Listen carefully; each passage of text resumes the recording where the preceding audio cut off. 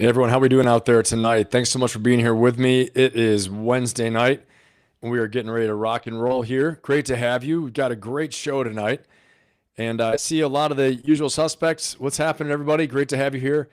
Awesome to have everyone tonight. Tonight we're going to be talking about Greenland. Okay, we're going to get right into this, deep into this, and everything happening with Greenland. So, where did this come about from? Obviously, it's been making a lot of headlines, and honestly, for me, um, I've already been getting some unwanted feedback from some people in different platforms. Wow, it's very polarizing. Wow, people get very emotional. They're getting so emotional, and just by virtue of me wanting to talk about this, people are wanting to know, where do you stand? Who are you with? What do you think? And tell me now, damn it. I said, watch tonight. And of course, then people are nuts and saying crazy stuff to me. And honestly, it's just unbelievable. So I'm grateful for my chat. I'm grateful for this chat, for you guys, for our chat, okay, for all of us here. I'm grateful for the way you guys act. We got the smartest people around, the best chat on YouTube, like I say. But it is an explosive topic, Greenland, right now, okay? And as you guys know, if you've been here with me for a while, if you're new here, welcome. All right. We have a fantastic chat, great discussion. And if you're like me, I don't know. I was pretty surprised. I was like, Greenland? What are we talking about Greenland so much for? I mean, I get it. But why is this a thing right now? I mean, I hate to admit it. Okay.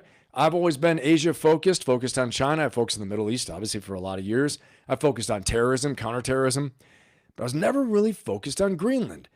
And so I really wanted to do a deep dive and dig into this. And we've talked about it a little bit. We touched on it lightly, but never really, we never really did a big, a serious look at it. Okay. And so I wanted to do this deep dive on it. And I want to take a real look because I was like, why Greenland? Why now? Why the urgency? Why the hardball talk? Why this stuff about, my way or the hard way or the easy way or the hard way? Where is this coming from? Where did this just come from out of nowhere?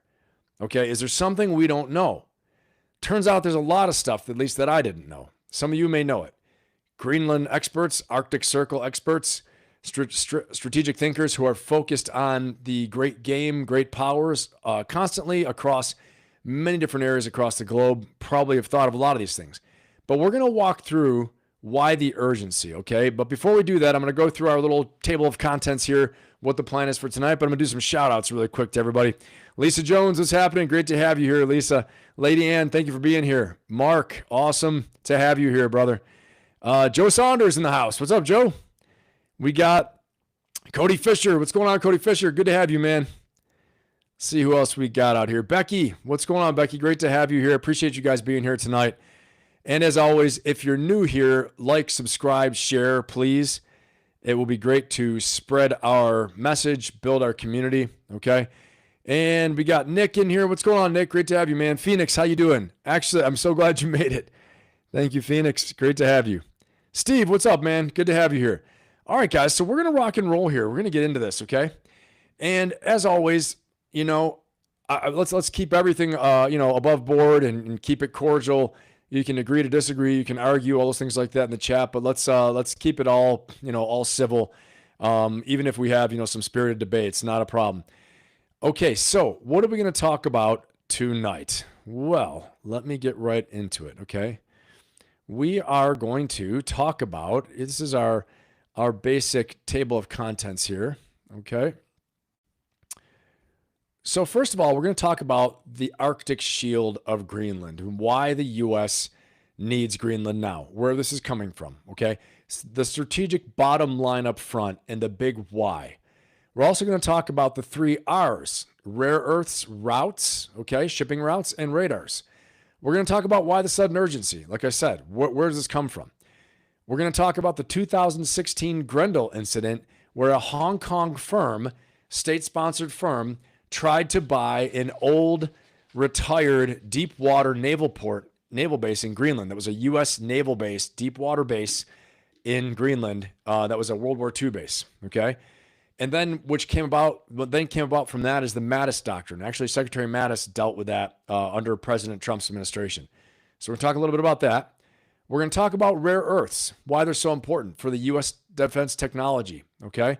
how the U.S. is becoming vulnerable as China in October squeezed down on the availability of rare earth metals, which impact U.S. F-35 fighter jets. It impacts also, it also impacts missile technology, all those things. Okay, so there's a lot there. We're going to talk about the Golden Dome 2028. What's that mean? What is the Golden Dome? We're going to talk about that and how Greenland matters to that. We're also going to talk about 2 dog sled security gap. What does that mean? So it means that they don't think the Danes can patrol all the territory of Greenland. Greenland is massive. It's 3 times the size of Texas. Okay, and so they're saying that the Danish aren't strong enough or don't have enough forces to patrol all of the area of Greenland. And they've even found some gray zone type operations of ground stations that have been put in as listening stations, things like that, by the Russians or by the Chinese. Okay. So again, we're going to address why this hardball style, why the easy way or hard way talk, why now? Is it negotiating style or necessity? Okay. We're also going to talk about how the Trump administration believes that the rule-based order in the Arctic is dead. And then we're going to conclude and have our final word of what the best course of all available courses right now, what the best way forward is from the things I've seen. Okay. Let's get right into it. Okay. But either way, there's definitely a pathway that is going to be taken. And we will talk about that. Stick around to the end and we will definitely hit on that hard about what I'm predicting. And many experts out there are predicting that the way forward will be. Okay. And it might not be what you think it is. So let's get right into it. Again, chat, I'm going to go ahead and throw up our initial, we're going to throw up our initial poll. Okay. Okay. Do you think Greenland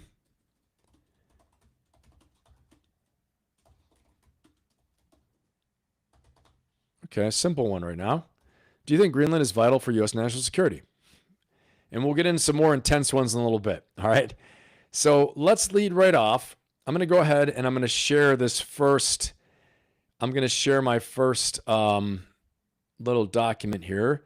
And we're going to go from big to small. And we're going to talk about why Greenland and talk about, first of all, the bottom line up front. Okay. So again, is this the biggest land grab in history or a security play of the century? The U.S. is moving to take sovereign control of Greenland. And the answer is, why are they doing this? Because they might have to. That is the answer, all right, is that they may have to. We're going to talk about it. The bottom line, in the 2025 National Security Strategy, Greenland isn't just an island, it's the high ground, okay? And let me put this up right now. But it is the high ground of everything that is happening. First of all, where is Greenland? Make sure we're all on the same page here, okay? I know you guys know where it is, but really, honestly, I'm not going to lie to you. Until I really looked at the map, it didn't make as much sense what they're saying. I thought I knew its proximity and where it was better. I actually thought Greenland was a little further south than it actually is. I'm not going to lie to you. I didn't realize it was that far north. Okay, so you see this here. Okay, and you can see how big Greenland is next to the United States in one frame. And you see the proximity also to the Arctic Circle and how close it actually is to Russia. Look at this thing, okay? So with that in mind, and us taking a look at the map, first of all, Greenland's in the red, obviously. You see how far north Greenland is. And you realize how probably damn cold it is and how I'm so happy I won't have to get stationed there ever. And that just entered my mind, honestly. All right. And so next, though, look at the proximity to Russia. Look at how far north it is. Unbelievable, okay? The Arctic Circle. You look at the circle, how the continents encircle the Arctic. And guess what else is happening? The ice is thawing. New shipping routes are opening up. We're going to get into all that, okay?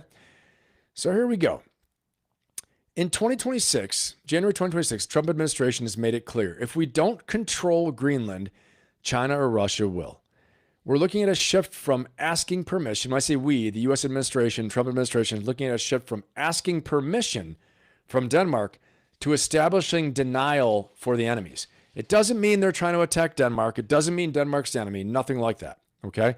From everything I've seen, okay? And you can agree to disagree and say what you want.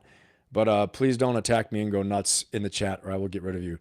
Like, honest to God, I post some things on Instagram. People are like, wow, Oh my God. It's crazy. Like they can't have a conversation, examine these things. How do we know unless we examine them?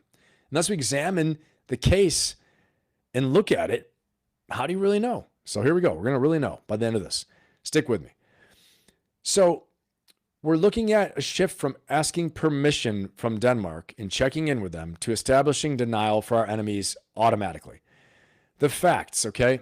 January 5th, 2026, the White House affirmed that Greenland is a standpoint of national security. And if you look at the Monroe Doctrine, you look at the Trump corollary to the Monroe Doctrine, the Donroe Doctrine, as they're calling it now, that is within the 2026 National Security Strategy, 2025 National Security Strategy that we covered a few weeks ago on a Friday Night Live, if you're here for that, okay? It clearly states that the Western Hemisphere will be dominated by the West. We will have no interference or significant threat, military threat, from any near-peer competitors, meaning Russia and China. Now, it doesn't mean they can't do business, doesn't mean they can't, have a naval exercise, but the U.S. has to approve of these things, okay? So, and we can get into all that and whether it's right or wrong, all those things another time. Right now, we're focusing on what this is, what Greenland is, and how the administration is going about it, okay? So we understand it. So why Greenland, okay?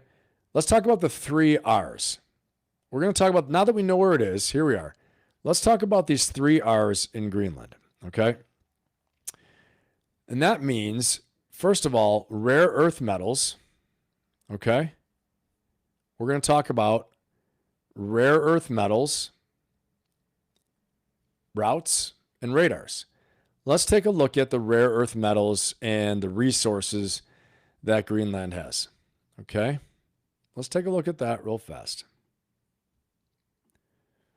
Okay, here we go. So you can see here, and again, I'm a big maps person. I think it's so important to take a look at the map. You get so much out of it when you realize, when you take a look at what's going on. These are Greenland's mineral resources. A 2023 survey showed that 25 of 34 minerals deemed critical raw materials by the European Commission were found in Greenland. You have copper, you have diamond, you have gold, graphite, okay? You've got gold, graphite, iron ore, nickel, rare earth, titanium, vanadium, tungsten, zinc. All these things are here, okay? And if you look at why is there nothing in the center? Well, I'm going to show you why in a second. Because it's a giant freaking glacier. It's a giant glacier that incidentally is starting to shrink. It's starting to collapse in, okay? So it's starting to melt. So this is why you have the coastline exposed right now, but we don't know what's in the center. How much is in the center? We don't know. But over time, as this melts, we're going to find out more and more and more. We're going to see what's under there, okay? And my bet is, probably like, what your bet is that it is really, really significant, that there's a significant, that there's going to be a significant finding of rare earths, of maybe even oil. And I believe the oil is here and here. It's one on the northwest coast and one on the southwest coast. Some oil fields, oil areas, okay? So make sure you guys, if you haven't voted in the chat yet, go ahead and vote in the chat and vote in the vote in our poll. Let me see, did the poll even come on? I don't think the poll went. I'm going to start this poll again. All right, 1 second. Is Greenland vital to U.S. national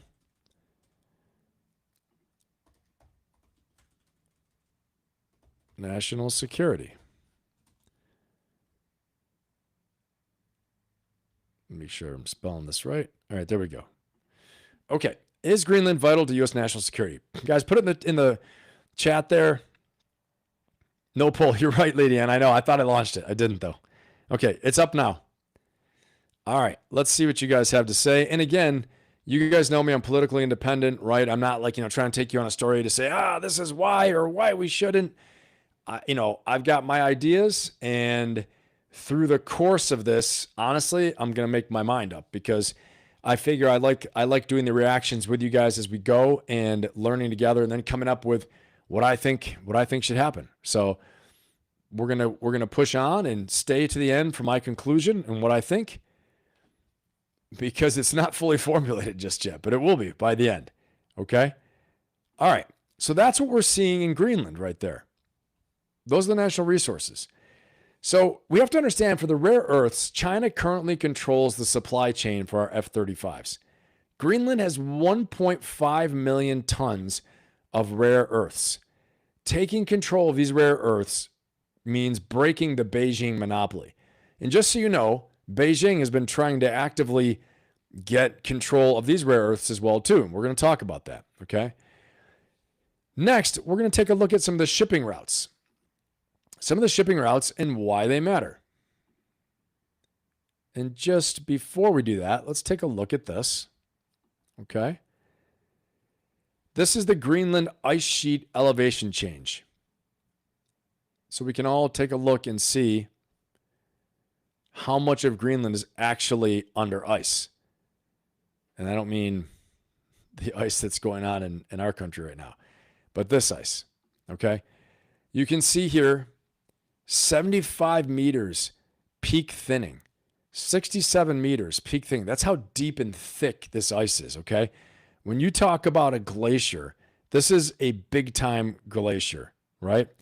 I mean, it's about as big glacierish as it gets, okay? And so, and I'm going to get into some of your comments and things here in a minute, all right? Okay, let me see here a second. Okay, let me see. Wasn't Greenland a part of the Norse Pass? So about 500 years ago, from the Vikings from Norway, right? And I believe Denmark a little bit as well too, but the Norse Vikings came through on this route. Okay, I'll see if I can find a map of it, okay?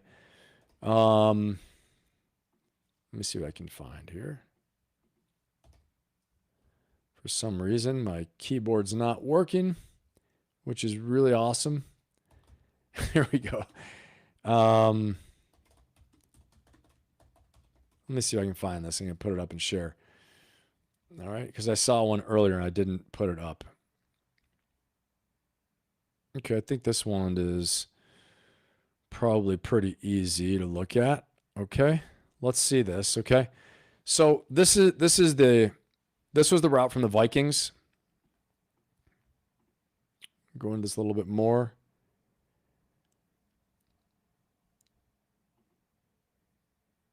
And so that's what that looks like. They came out of Norway and then went across to Iceland, the Faroe Islands, Iceland, and then landing in Greenland. Okay. And then on their way down to Newfoundland. That's how that route went. As far as the Norse Pass, exactly, I'm not sure, but I know this is the route they took about 500 years ago to get there. Okay. So this is the original claim of why it's a Danish, the claim from Denmark. Okay. All right. So let's keep on getting into this. Okay, guys, here we go. Hold on one second.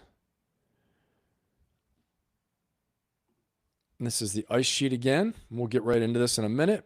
Again, Joe Saunders, I see you there. Thank you, Joe. I appreciate it. Okay. To the best of my knowledge, Greenland has never denied the U.S. anything. So why the strong arm then? Just saying. Well, we're going to get into that, Joe. Definitely, I've got a whole section to talk about why the hardball tactics and why now. So I will tell you, just to accelerate things a little bit, I asked the same question. I said, okay, I understand it's vital. It's very vital to U.S. national security. I understand, but what has changed? It's always been vital. It's been vital since World War II. It's vital in the Cold War. What has changed? Well, one of the things that's changed is what we're discussing right now, these rare earth metals, okay, and rare earths. So like right here, these rare earths, we don't have control of right now. And we're guessing there's a lot more rare earths in Greenland too. Okay. This is one part. Okay. One part is this. One part's the rare earths. The next thing is routes. Okay. And the next thing is also, and during 2025, China has restricted the flow of rare earths, which the U.S. is dependent on for defense technology. Okay. And a few other things came up too. Okay, Joe. So a few other things came up, and I'm going to talk about all these things without spoiling the whole thing. But one of them was an incident in 2016 and 2018. Secretary Mattis discovered through intelligence services, okay, while I was under the Trump administration, that the Chinese actually were trying to buy that deep water port, okay? Then later we discovered that the Chinese were trying to build airfields in Greenland, dual use airfields that weren't just civilian, they were heavy enough to take China's heaviest bombers, okay? And so the US had to really put heavy pressure on the Danish government. This is all within the past 2 years, basically. Now, the naval port purchase was back in 2018. They discovered it first in 2016. They blocked it in 2018. But Denmark, according to what I'm reading, Denmark wasn't strong enough. They weren't strong enough just to tell China no. And when I say not strong enough, not meaning militarily, but China wields so much economic power and trade agreements. And they come and they say, we'll give you money and we're going to invest and we're going to buy stuff and we're going to buy your fish and all this different things. And the Greenland was like, yeah, hell yeah, sounds great. Do whatever you want to. Awesome. And Denmark was like, well, wait a second. But the U.S. had to come in and step in and put pressure on them. Okay. And now there's a lot of rhetoric coming out from China becoming they call themselves a near Arctic power, which makes no sense because they're like 1,000 miles away. They're 1,000 miles away from from the Arctic. Okay. And so it just makes no sense. And so it's just kind of a little bit wacky, okay? But Joe Saunders, I got to give you the round of applause, man. Thank you so much, brother. I appreciate your generosity. We're going to give Joe the round of applause right now. All right. Thank you, Joe. First one of the night. You're awesome. Appreciate you. We're going to have fun, too. I know it's a serious topic. Honestly, it's a very daunting topic. But I appreciate you, Joe. Thank you. Okay, so it's a daunting topic. Honestly, I was getting ready for this. I was like, man, this is some heavy stuff, and this is going to be a lot of discussion, a lot of heavy discussion here. Okay, let's see. Yeah. Okay. No McDonald's, hard pass. Right. And let me just write this over there.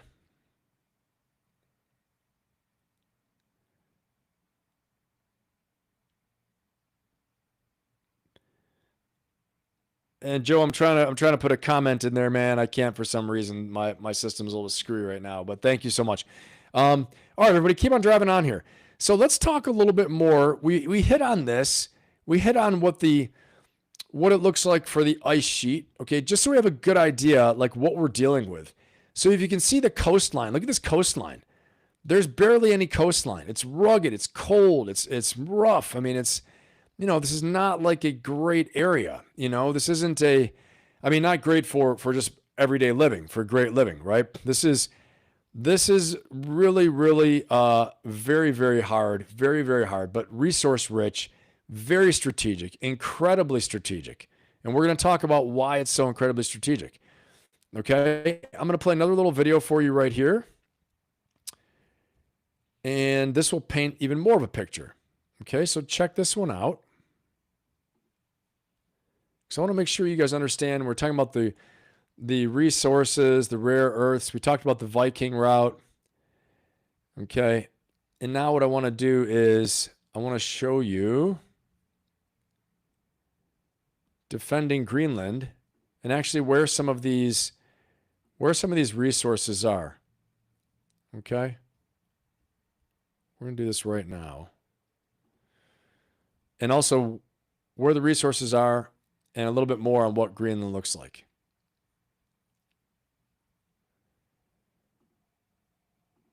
One second, everyone. And again, put your question in the chat. If you're new here, please like, subscribe, and share. We're going to deep dive a lot of stuff tonight.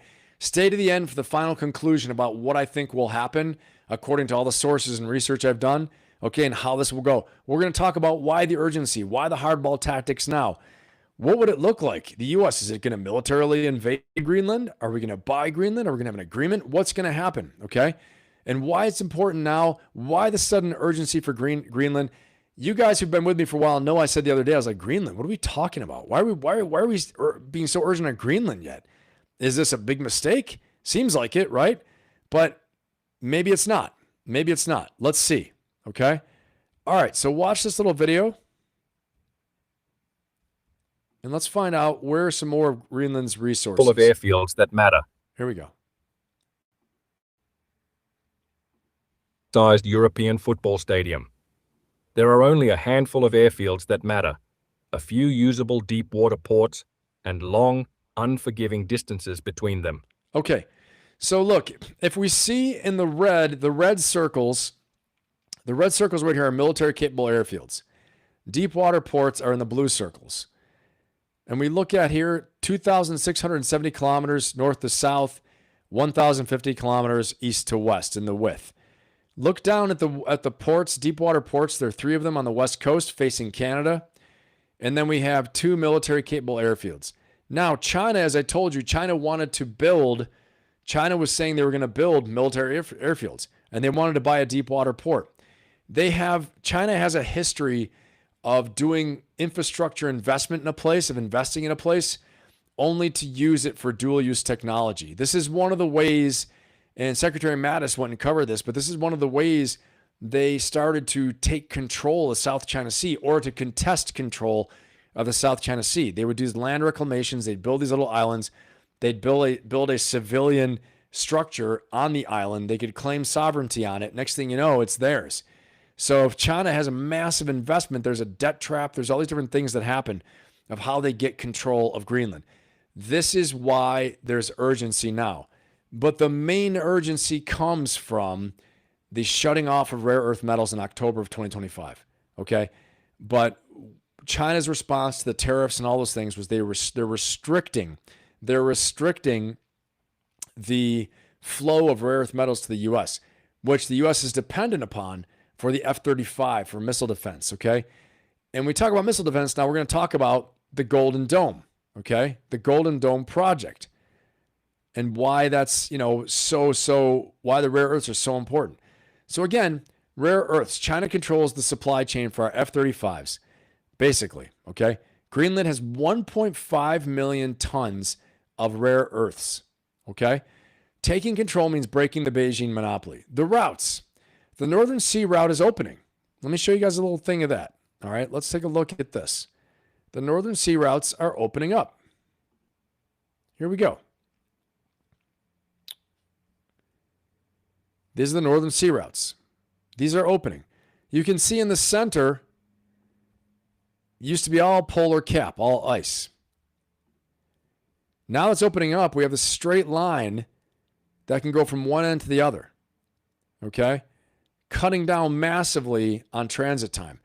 You have one route, that's the northern route that goes to Russia. Then you have another route that goes across the northern border of Canada and near Greenland. All right. So why does this matter so much, these routes? These routes matter a lot because China is more or less landlocked. And the first island chain in China, let's take a look at China's map here.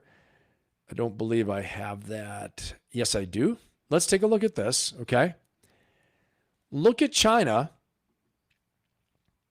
Take a look at this map. China has to go around. They have this first island chain, okay? All the islands just to the east of them. Japan, Taiwan, the Philippines, all right? That are reinforced by the U.S. And so for China, they're hemmed in. They have the Silk Road, right? The Silk Road they're trying to establish an overland route across their land route, right? Then they're trying to establish a route to get down to a warm water port, to get to a port down in India, okay? India and this region down here. So they can start, so they're not contained by an adversary, the U.S. namely, off their east coast, their only coast, okay?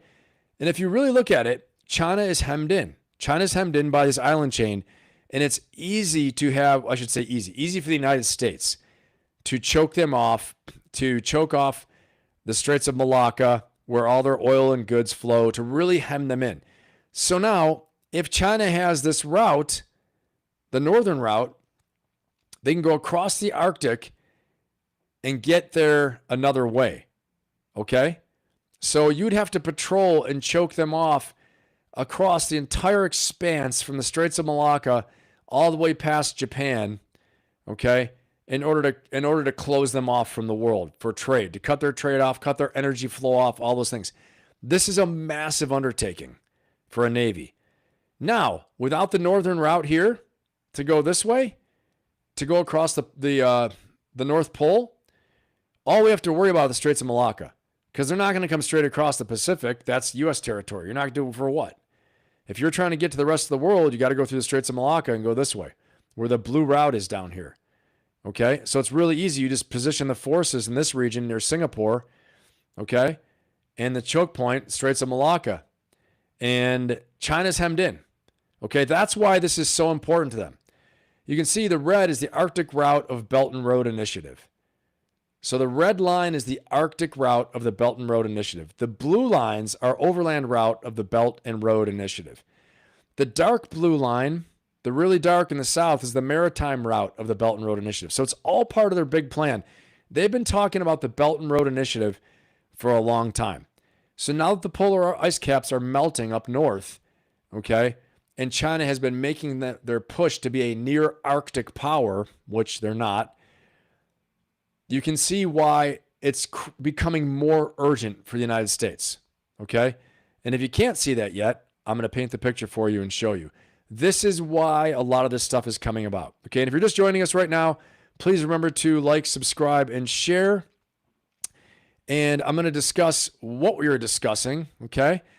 We are talking about right now, we are talking about the Arctic Shield and why the U.S. needs Greenland now. Why the sudden urgency? What's the bottom line on this, okay? Why Greenland? Why the insurgency? We're talking about the incident where a Hong Kong firm tried to buy a deep water former U.S. naval base in Greenland, a World War II naval base. We're talking about the fact that Denmark cannot patrol all of the land in Greenland. They can't catch the gray zone operations of ground stations, different things like that, okay? The Trump administration overall believes that the rules-based order in the Arctic is dead. That's why the urgency is there, okay? But again, why the hardball style tactics? Why the easier hard way talk? I agree with you guys, okay? Whoever said that, I agree. I was like, what? What are we talking about here? We're going to do this the hard way, the easy way. Why is there such a crazy urgency like this, okay? We wouldn't talk that way unless there was a real hardcore urgency, okay? Is it negotiating style or necessity? Well, we're going to walk it through and we're going to figure it out. And then stick around to the end. We're going to have our final word and our conclusion. We're also going to talk about some of the options, whether it's going to be a purchase, some kind of agreement, some type of association, or is it going to be a military invasion? Okay, we're going to talk about all those options. So let me hop over to the chat real quick and make sure I'm not missing anything from you guys. I appreciate the support, you guys being here. You guys are awesome. Definitely a little more of a serious topic. Every night's always a serious topic, but I want to do this justice the best that we can discussing this. Okay, let me see. Joe Saunders, hey Ben. By the way, I hear you on your myopic topic. Okay. Got it. Thanks, Joe. Doc, wow, I didn't realize how important they are to China. Yeah, big time. Thanks, Doc. Paul, every country and continent is vital to our national security. I mean, in the Western Hemisphere, according to the national security strategy, yeah. And Joe Saunders, okay, amateur historian here. We attempted to cut off Imperial Japan from natural resources to contain it. It kicked off the Pacific theater for World War II. Am I right or wrong? Yeah, we definitely choked them off. We're not choking off China as bad as Japan. Yes, we took away the Venezuelan oil. Very true. Well, bears some more investigation. I don't think it's as intense as that, but you make up a good point, Joe. You make a good point. What's going on, Tim? South Park probably does have the solution. I'll have to look for it on Friday for Friday's Live. Good to have you here, Tim Burke. Marcus, what's up, man?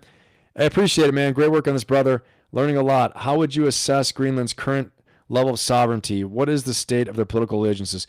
Okay, so this is something we're going to get into for sure, Marcus, Recon brother, Force Recon brother. We're going to talk about this, okay? Because one of the things I want to talk about is what is sovereignty?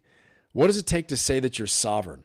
Well, usually to say that you're sovereign means you can defend your borders, okay? So Greenland hasn't been sovereign since around 1941, if ever, okay? Denmark has never been able to defend Greenland. The United States has militarily defended Greenland since 1941. If you guys agree with that, if you guys agree that Denmark cannot defend Greenland, put a 1 in the chat, okay? Show me you guys are in there. Put a 1 in the chat if you agree that Denmark cannot defend Denmark cannot defend Greenland. Just put a 1 in the chat. I want to see, or put a 0 if you think they can. If you think Denmark can defend Greenland, put a 0. If you think Denmark cannot defend Greenland alone, put a 1 in the chat. Okay, I just want to see where we're at, if we're all on the same page here. Okay, and we're gonna, and Marcus, we're gonna show a video here, an interview with a professor, security expert, who talks about exactly this in a minute. Okay, so stick around for that. And so let's take a look. We're looking at the shipping routes a little bit right now. Okay, and then going back a little more focused in, you can see from the Bering Strait straight across to Sweden, much easier way for China to avoid a lot of entanglements in the rest of the world just by sticking to its own borders than to Russia territory, Chinese territory, boom, across the Arctic Circle. Okay, and if they have an agreement with Russia, they're bypassing a lot of places where there could be problems. Now, the Bering Strait is a choke point, right? But it's contested. The U.S. is there, Russia's there. Okay? So again, that would be another problem for them. So just to get a good idea of what the map looks like, because I think it's absolutely crucial as a strategist that we look at these things. Okay? Let me see where we're at. We have a lot of 1s. Yep, we got a lot of 1s. Okay. Denmark cannot defend Greenland on their own. I completely agree with you guys on that. Totally agree. Okay. So let's go ahead and take a look a little bit more here. Let's look at where the claims are. Where are the claims right now? Okay, so these are some of the claims we have right now in the Arctic Circle. You take a look at this, you can see, let's start up north. We'll start up top at 12 o'clock position. You can see the U.S. has a claim over Alaska, obviously, right? U.S. claim in the Arctic Ocean. And then we go to the 1 o'clock until the 5 o'clock position, really 1 to 6 o'clock, and you see Russia. All right? And just of note, in the U.S. position there, we have natural gas and mines. The pickaxe, the little T, is a pickaxe. Okay? Gas and oil reserves is the flame. The little pickaxe is a mine. And then obviously the red circle is a military base. Russia has lots of mines, lots of natural gas and oil reserves. And they have a big claim to almost half of the Arctic Circle area. Okay? And you look down, then you see Norway has a claim. Greenland has a claim, which is really Denmark. You see the available bases. Canadians have a massive, big area, big claim as well too, okay? And if we look, the direct route from Russia to the U.S. comes across Greenland for ballistic missiles, air flight, all those things. If we built Greenland with a lot of airstrips, you've got this unsinkable aircraft carrier, okay? It becomes an unsinkable aircraft carrier. Can you guys see? Put a 1 in the chat if you can see how Greenland could become an unsinkable aircraft carrier.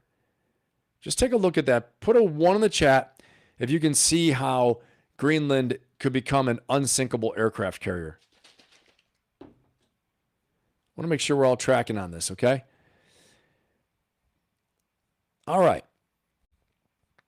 So again, this first part, we're really walking the dog on going from big to small, why Greenland's important, why is it important in U.S. national security, what is the history, okay? We talked about the 2016 incident. Okay, we're going to talk about that a little bit more. And I want to mention also radars. I talked about the 3 R's. We talked about the rare earths, routes, and radars. The radars, Pituffik Thule isn't enough anymore for radar. Okay, what the U.S. administration, what the Donald Trump administration is saying, we need hypersonic interceptors on that soil. We need a hypersonic interceptor. Why? Russia has demonstrated hypersonic missile technology, okay? And incidentally, China has it as well too. Hypersonic interceptors on that soil to protect the East Coast from Russian subs in the Kola Peninsula. This is a quote from the Trump administration. That's why we need to have Greenland. So in this, where you see the territory in Greenland, the bases are, it's not enough just to have radar and listening stations. We need to have the Golden Dome. This is a big part of the Golden Dome, which is supposed to be live in 2028, okay? It's supposed to be live in 2028. And you guys, if you haven't voted in our poll yet, go ahead and vote in our poll. I want to see where everyone stands on this. Is Greenland vital to U.S. national security? I have 18 votes. It's been around for 25 minutes. We're going to have another poll in a second. And if you're new here, please remember to like, subscribe, and share. Go ahead and subscribe. We're not going to steal your information. YouTube won't steal your information. Just so you can know when I fire up these lives, because sometimes they come at different days, different times. Usually I'm always live at 7 p.m. on Friday nights, 7 p.m. East Coast time, and then 4 p.m. East Coast time on Sundays. But then I'll usually do a third live on Saturday, Wednesday, some other time, depending on what's going on in the world. Okay? All right. So we're going to move on here, and we're going to watch a little video. Okay? We're going to watch a little video on sovereignty. Speak of the devil, of what Marcus, what you were asking. Okay? So listen to this. This is a discussion on sovereignty. Okay? And what does it mean for sovereignty? Why is Danish sovereignty over Greenland even in question? Okay, take a listen to this. The other way, which is to say that, look, if you are the sovereign state, then that means that you are responsible for the security of Greenland. That to be sovereign is to be the provider of security for the territory over which that you're sovereign. If you are saying to the United States, we can't do that, you have to do that, and you have an interest in doing that because it's actually more important to your security than it is to our security, then you can see that there's a logic that says, well, actually, why is Denmark sovereign in this territory? Why isn't the United States sovereign in this territory?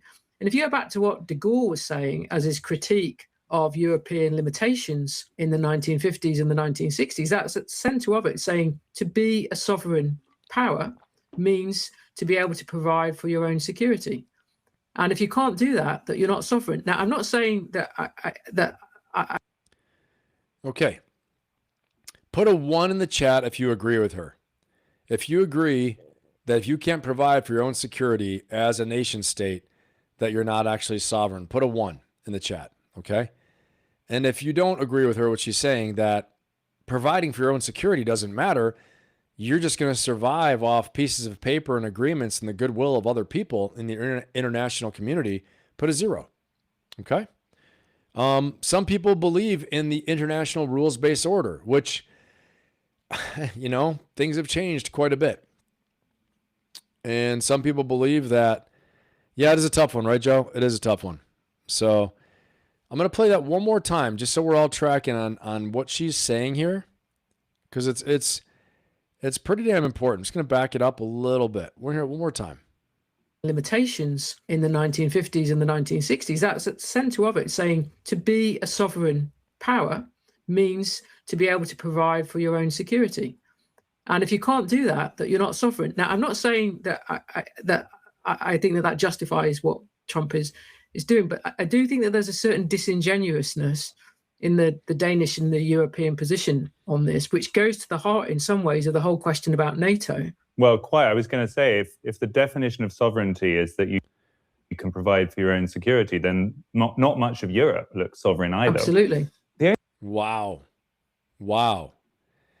That was a heavy hit, right? Not much of Europe looks sovereign either.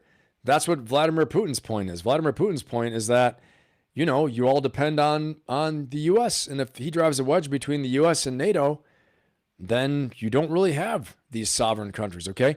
And what I'm not trying to do is to say, let's agree with Vladimir Putin. I'm just saying this is why there's been a push from the Trump administration for Europe to provide more budget towards NATO, okay, to do more, to care more about what's going on, not just to depend on the U.S.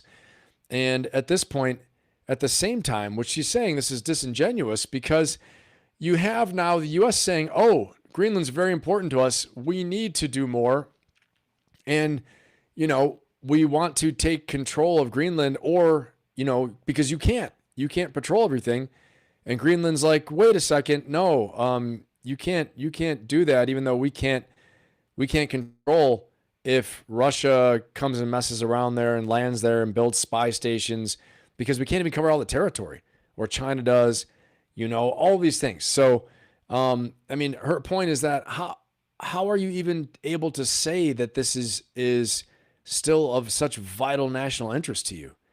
You know, It's a tough question. It's a tough question because nobody likes to see or to think of. No one likes the idea of any overtones, anything of imperialism, hints of colonialism, imperialism. But as you'll see, as I walk through this, I don't think that is the intent. I don't think that's what they're talking about. Okay. And you guys tell me, put a zero in the chat if you think the U.S. is going on an imperialistic strategy. Put a zero in the chat if you think the U.S. is now embracing an imperialistic strategy. Okay. And put a 1 in the chat if you don't think it is. Again, put a 0 in the chat if you think the U.S. is going on an imperialistic strategy. Put a 1 in the chat if you don't think it is.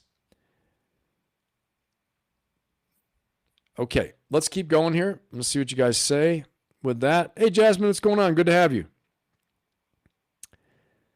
Paul, I believe she is saying sovereign people must fight for themselves, but not accurate. Cops, sovereign military, sovereign Freemasons.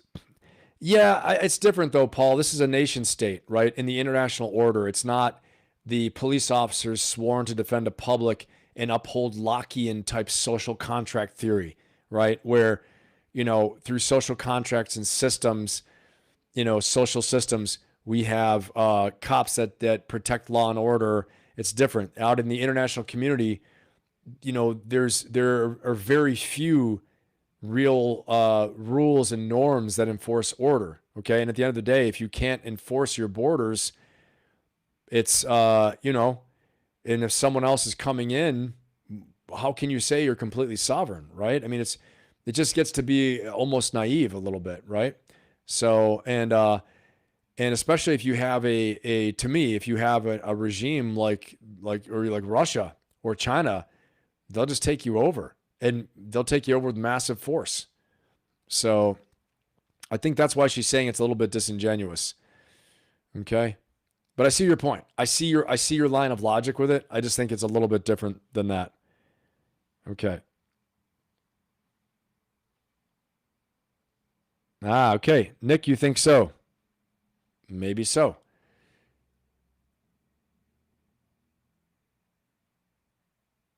Let's see here. Okay. So let's get into this. So why the sudden urgency? Why the sudden urgency? I'm going to play a little bit more of what she has to say. I cut her off in a second. But we're going to talk about why this sudden urgency in a second. The only thing is, the argument you've just made, which is that there are legitimate questions about the sovereignty of Greenland because the Danes aren't providing proper security for it, which is pretty much the argument the Trump administration makes. It's almost a woke kind of argument, I think. It's an unpicking history and trying to renegotiate things that have been settled for a long time. I mean, there's almost a sort of anti-colonialist tone to it. You get Stephen Miller, the advisor to President. All right, that's not exactly what I wanted to. He has an interesting argument, interesting discussion, but that's not the point I'm trying to hammer home right now. Joe Saunders, man, thank you, brother. Appreciate you. We're going to get in here and give Joe a big round of applause. Here we go.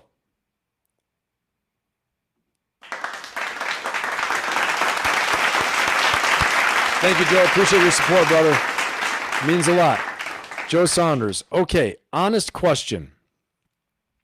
The first Gulf War, Iraq invaded Kuwait. Kuwait ran across the border to Saudi Arabia. Oversimplified, but Kuwait was a sovereign nation, yeah? It took a coalition. Just saying. Yeah, I mean, I understand what you're saying. Yeah, and that's why a lot of people, that's why we're discussing this and walking through it. And so let's look at that. Let's examine that. What Joe is saying. Joe is a great mind twister right here. So, hold on one second. I just want to make sure I respond to you here, Joe, and say thank you. Thank you so much. Really appreciate the support, brother. Thank you. So, Joe brings up a good point, right? So, it's a sovereign nation. Iraq invaded them. Iraq is saying Kuwait is vital to our national security, okay? So, I think the difference is this. if the U.S. violently invades Greenland and starts killing people, anybody that was involved in the Gulf War in Iraq or knows about it, or you really remember what happened, then I think it'll be a bad move. Be a very bad move. It would not. I don't think that's the direction we should take. And I'm opposed to that. I'm opposed to any. Not. I want to say I'm opposed to that idea and that strategy and that plan of action. Okay, that, to your point, Joe, would be something where I would be completely shocked if we did that. I would be completely shocked. Okay, so what do I think is really happening? And Joe, thank you again so much. I appreciate your support, brother. Thank you. So what do I think is happening? So let's talk about this. Let's get into, I'll throw up a little map just so you guys aren't just looking at my face. What's a cool map here? Let's see. What's a good one? This is a good one. All right, we're going to leave this one up for right now so we can see where all the spots are and everything. Okay, but I want to talk about the urgency. I want to talk about the urgency. Why is this so urgent? Why now? Okay, like we talk about, Nick, you'll remember this. Why this? Why now? Why us? Why? Okay, what is the big selling point here? Okay, yeah, Tim, I can't either. I can't imagine we'd attack Greenland. So why is he talking about it, though? This is the thing why people are getting so mad. Why? I mean, someone attacked me on Instagram. Trump is this and that, and if you think, you better tell me right now. You better tell me where you stand. Like, well, why? What do I have to tell you? Who are you? I don't owe you anything. Come watch the live. I told them, come watch the live. Well, if you won't tell me right now, what? What are you going to do? Anyway, it's nuts. People are nuts. So we got to talk about it. First of all, I am totally opposed to a military invasion of Greenland, as I'm sure most of you are. So why would our president do this? Why would he talk like this? Okay. Why the sudden urgency? Well, let's walk the dog a little bit and let's talk about what happened. Okay. Is this a hardball negotiating tactic or a legitimate security crisis? Okay. Well, let me tell you, the answer is in 2026 is that this is high stakes combination of both. The rhetoric is classic President Trump, right? Deal making. I'm gonna come punch you in the face if you don't give us what I want. Well, who knows what's gonna happen? Anything can happen. The urgency is driven by three massive shifts that occurred in 2025 that have fundamentally changed the Arctic security landscape. Okay, so let's talk about, first of all, the 2016 and 2018 patient zero Grundle incident, the near miss. All right, this showed that it was a wake-up call that the Arctic's back door was unlocked. This was like the first wake-up call, okay? 2016, a Hong Kong-based company called the General Nice Group attempted to buy a decommissioned naval base in southern Greenland called Grundle. The asset was a former U.S. military station built during World War II to protect the cryolite mine, the Evitute cryolite mine, essential for aluminum aircraft production. It was later used by the Danish Navy as their Arctic Command headquarters. The trap, the base was up for sale for a bargain price. General Nice Group, a coal and iron giant, had no logical business reason to own a derelict naval station in the Arctic, leading Western intelligence to conclude they're acting as a proxy for the Chinese state. The intervention, Secretary of Defense Mattis learned of the bid, and he communicated to his Danish counterpart that allowing a Chinese company to own a strategic asset like a deep water port on Greenlandic soil was a red line. Okay? So this was a classic gray zone operation. China wasn't sending a battleship. They were sending a checkbook and trying to take ownership of an asset. Okay. If they secured Grundle, it would have been a permanent legal foothold to dock research vessels and monitor every NATO movement in North Africa. And for the U.S. to unseat this asset, to kick China out, we would have had to kick them out militarily, probably. Diplomatically, probably would not have worked. And so then what? We would have sparked a hot war with China. It would have been a strategic incident, worse than any tariffs, worse than anything else, possibly leading to a road to war, okay? Because that's something. If they get a legal foothold and they have a base and we attack the base, this is sovereign Chinese territory. That's why this matters. It took real arm twisting from the U.S. to get the Danes to reject this and open up their own checkbook to pay Greenland. Okay, because Greenland was acting on their own too and offering it up, saying, yeah, you guys can come here because they're a sovereign territory. Right? They're a Danish sovereign territory. And so they can act the way they want. They can make trade deals if they want to, all these things like that. Okay. So that was a real eye opener. And so The thing is this, is that the example of the South China Sea comes up. Mattis warned that what China did in the South China Sea, building civilian islands that became military fortresses, was the blueprint for Greenland. Okay? There's the same thing they're going to do. And the U.S. pressured Denmark to fund the airports because they're trying to build airports too, they were trying to not just buy the Greenland, the naval port, okay? But they also were trying to build 3 airports. They were trying to bid on building 3 major airports in Greenland, in Nuuk, Ilulissat, and another place. Mattis then told them about what they were trying to do in the South China Sea, okay?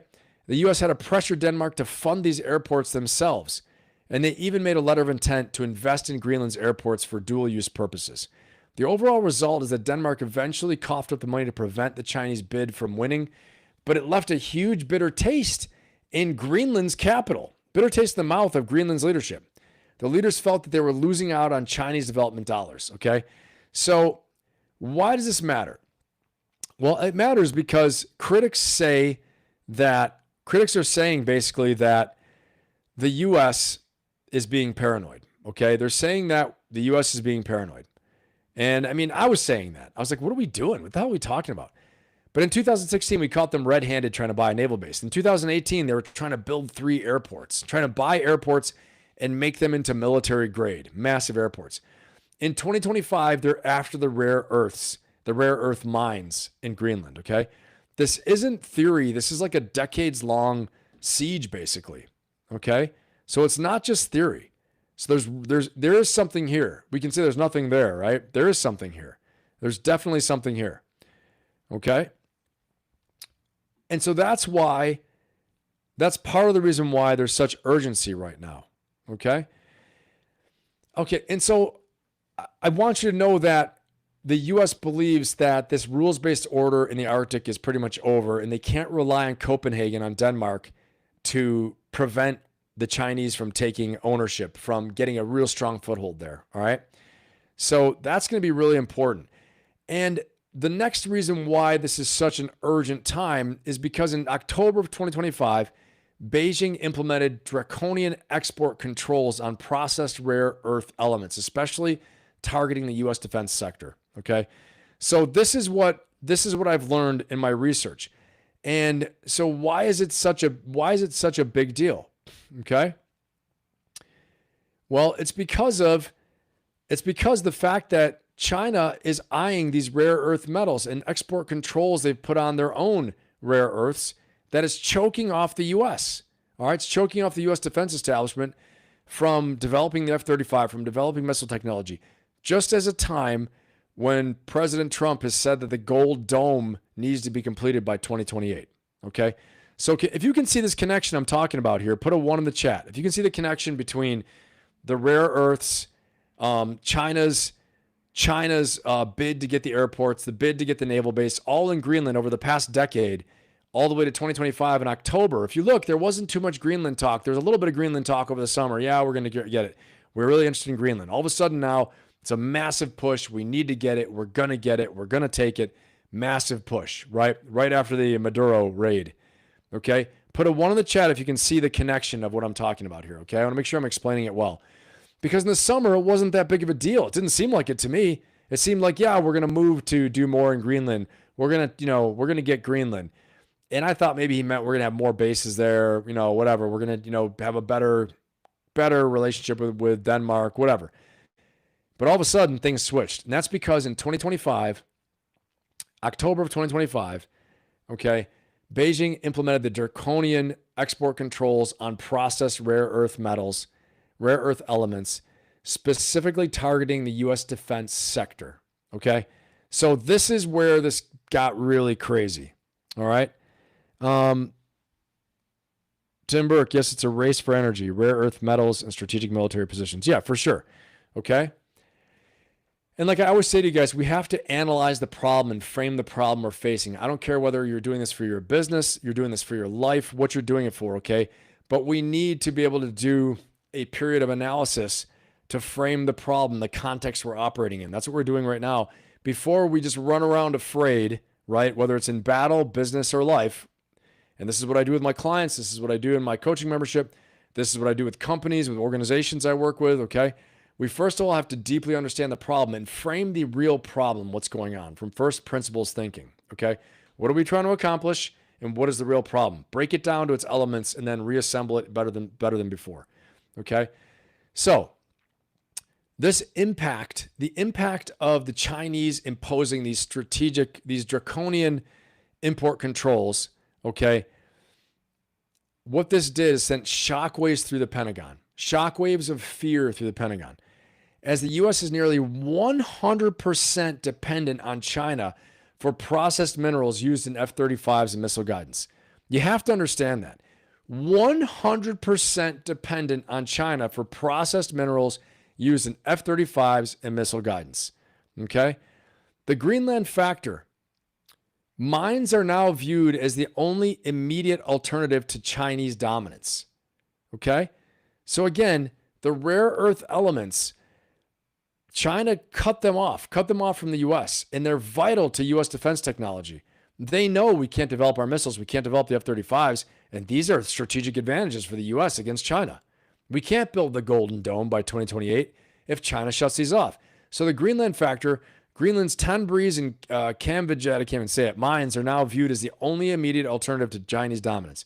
The 2025 strategy shifted from it would be nice to have those mines to we cannot build our missiles without it, okay? Can you guys see the fear? Can you understand? Does this make sense now? Guys, put a 1 in the chat if this is making sense, okay? Put a 1 in the chat if this is making sense. This is an economic war. You're right. Economic warfare, unsecure signal, you say we are at war.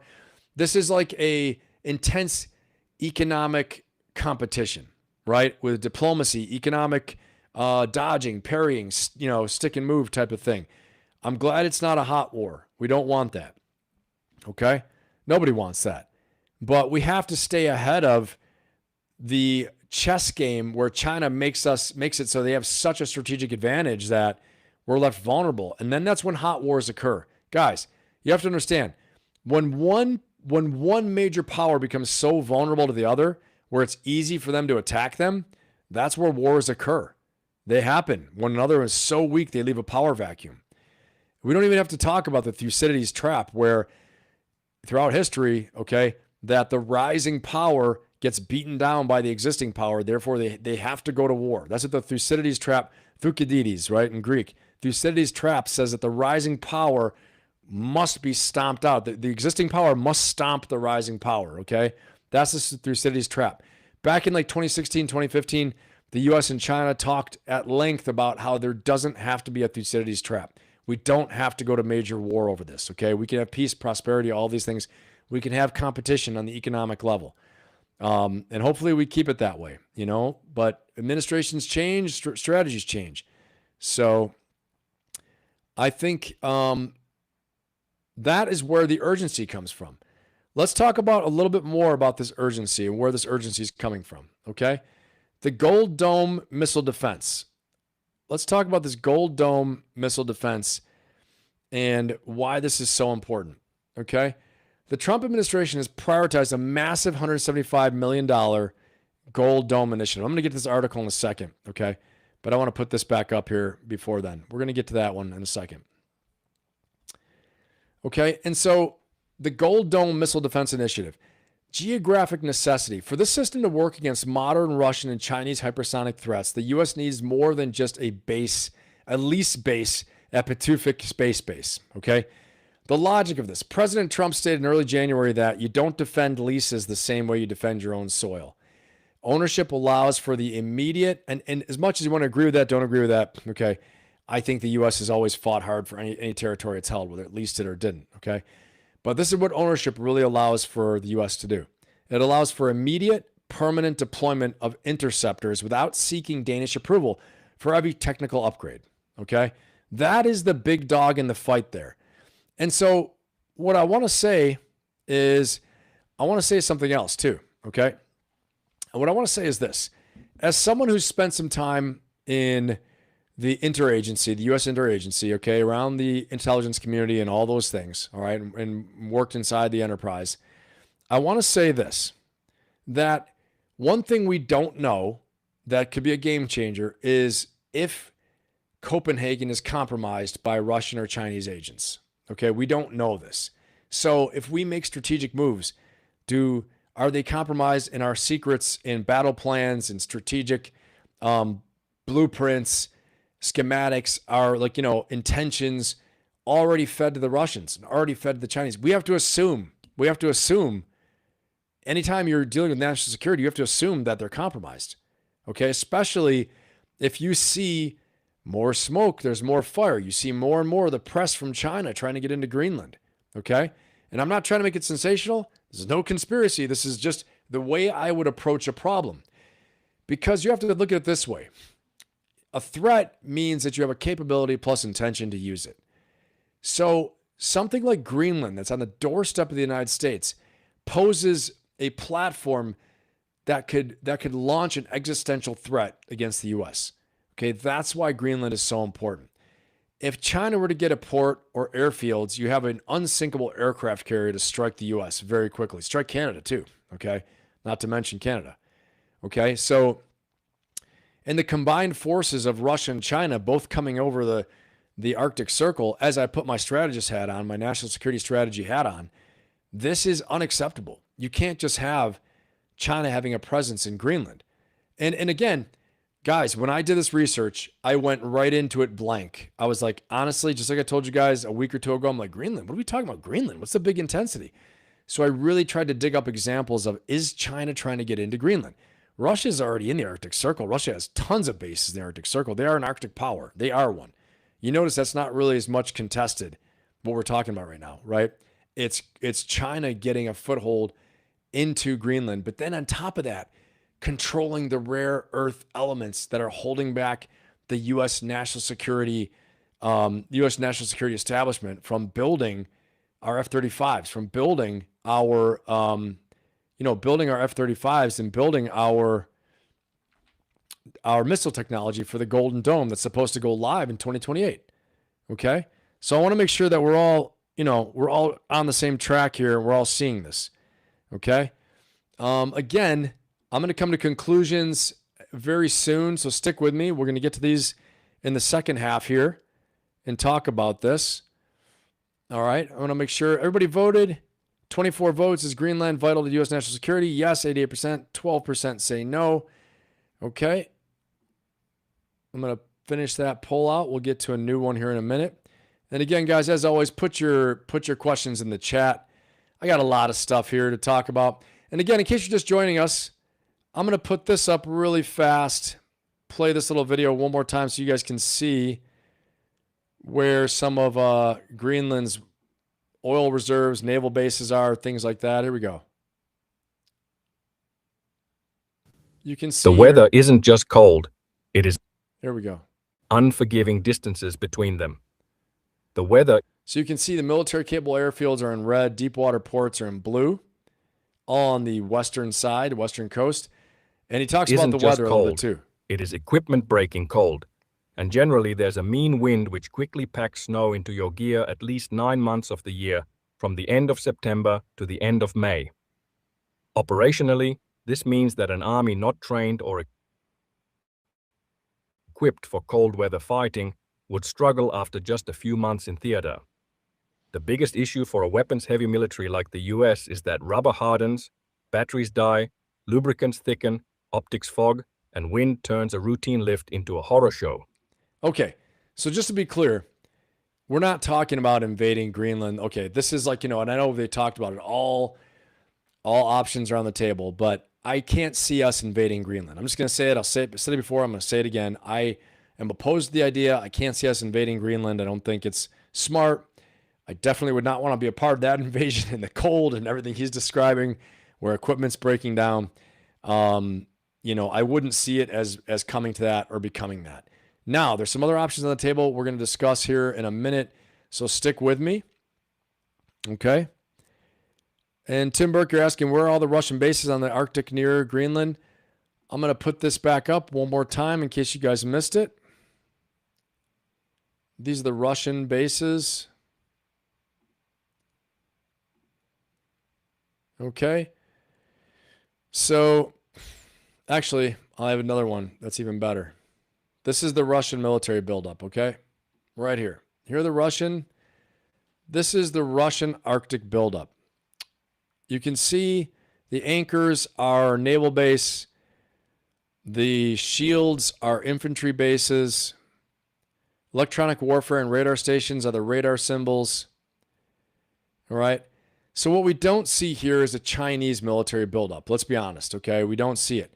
What China is doing, to be clear, China is choking off the rare earth elements that's vital to the U.S. defense technology system, right? To the F-35s, to the missiles. The missiles using the rare earth elements are what's going to go into the Golden Dome strategy that's going to be developed by 2028, be online by 2028, okay? China's choking that off. Now, Russia has a massive militarization of the Arctic Circle already. They've been doing this for a long time. They have nuclear-powered icebreakers. They have, like, no kidding, a massive apparatus up there, okay? Nothing new. And so that's another reason why, if you look at this, they can strike into Alaska. They can go right across Greenland to the U.S. It's the shortest route over the top, okay? And you see here, and I'm glad you asked this question, Tim, but you can see here, the U.S. has one little rinky-dink base in Greenland. That's it, okay? And like I talked to you guys about, compromise of intelligence assets, compromise of leadership, what kind of information would Copenhagen pass to the Chinese, which would then be passed to the Russians, right? Russian intelligence is very savvy. Could they have a foothold inside Copenhagen? Possibly. No one's talking about this. I've never heard this on the news, but I'm telling you, this is what's being thought of. Can we trust Denmark to keep sensitive secrets on Greenland? If we make a massive, massive investment in Greenland of our military assets, of new naval bases, listening stations, nuclear weapons, all these things, is it just going to be passed on to the Russians? Oh, here they are. They're here, and they're here, and they're here, and they're here, and they're here. Honestly, okay?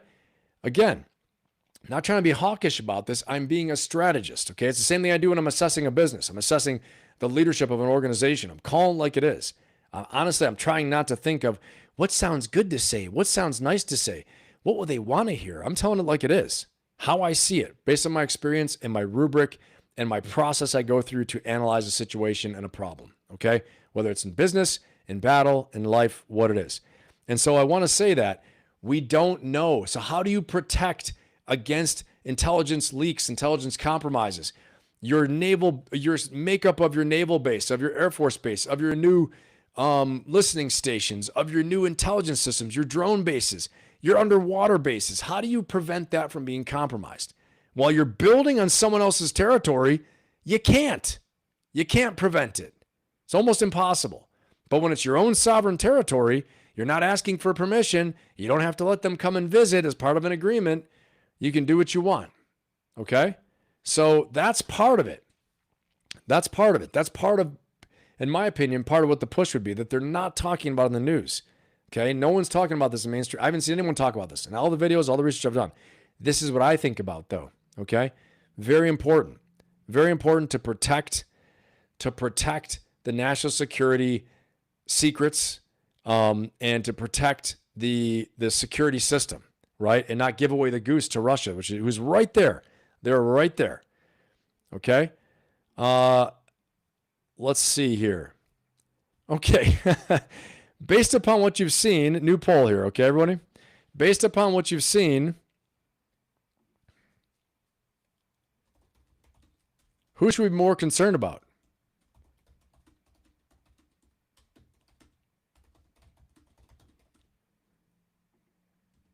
Who should we be more concerned about in the Arctic? Arctic. There we go. Russia? China. Based upon what you guys are seeing, who should we be more worried about in the Arctic? Russia or China? Let's see. With this map up here, it kind of causes a bias, I think, a little bit, right? Yeah, right, Tim? It's crazy, right? It is crazy. I'm going to leave that up here, and I'm going to talk this a little bit more, okay? So, again, given all that I'm talking about, the next point of why this is urgent. Again, we're on the topic of right now, if you're just joining us, why is this urgent? Why the hardball talk from President Trump? Where the hell did this Greenland thing come from? If you're like me, okay, guys, I'm a security expert too. Okay, I'm a national security strategist, all these things like that. And, you know, even me, I was like, I didn't have my eye on Greenland. I was like, Greenland, okay, whatever.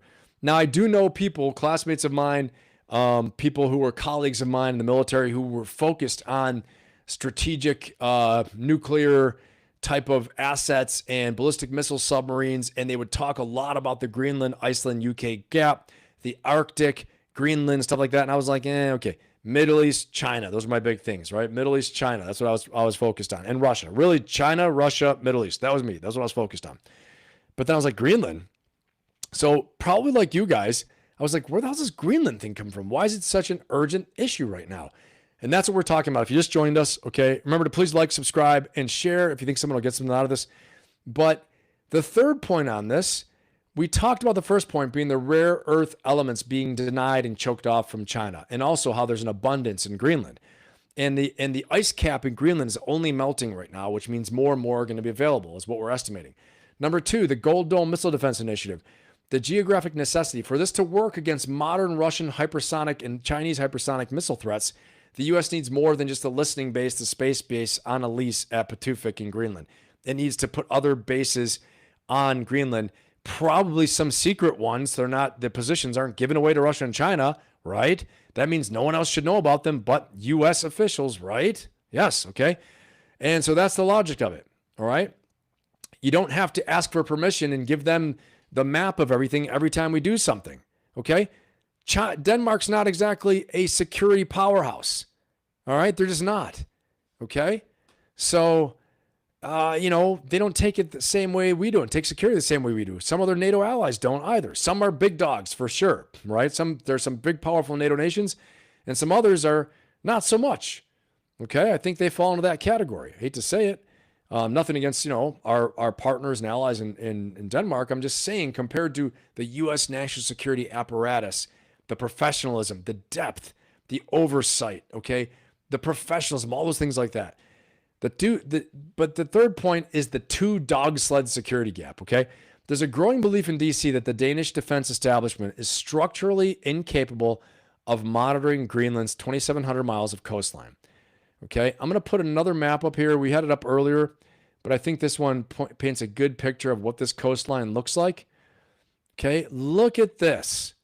All ice, glacial ice, mountains, rugged coastline.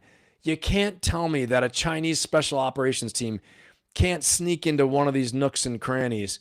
A Russian special ops team or a sub can't sneak right up in there and do something. They can't plant a listening station, plant some type of device. They've already found ground stations. U.S. assets have found ground stations that are gray zone operations that are listening stations in Greenland. And they confronted Denmark saying, hey, they're like, oh, we only have so many people. We can't see everything. Yeah, to your point, that's why there's urgency, okay? In 2025, there were several unidentified vessels sightings near the undersea fiber cables and potential scientific ground stations that Danish intelligence failed to detect until after the fact. The narrative here is that the administration is using these lapses in the defense security to argue that Denmark is a security black hole.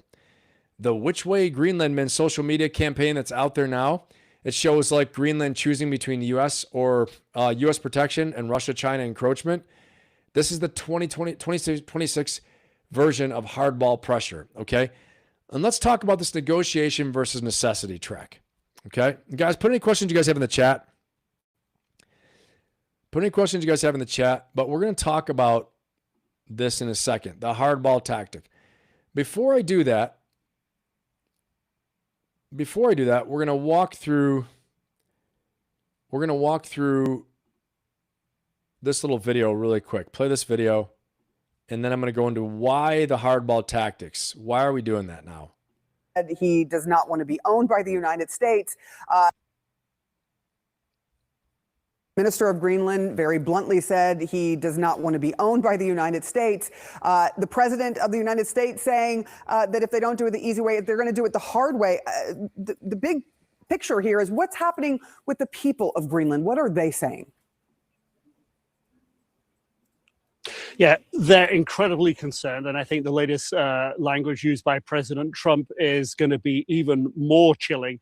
Everyone here has been telling us this meeting with the Danish and Greenlandic foreign ministers, with J.D. Vance, with Secretary of State Marco Rubio today is a big meeting. It is a big deal. It has everyone here worried.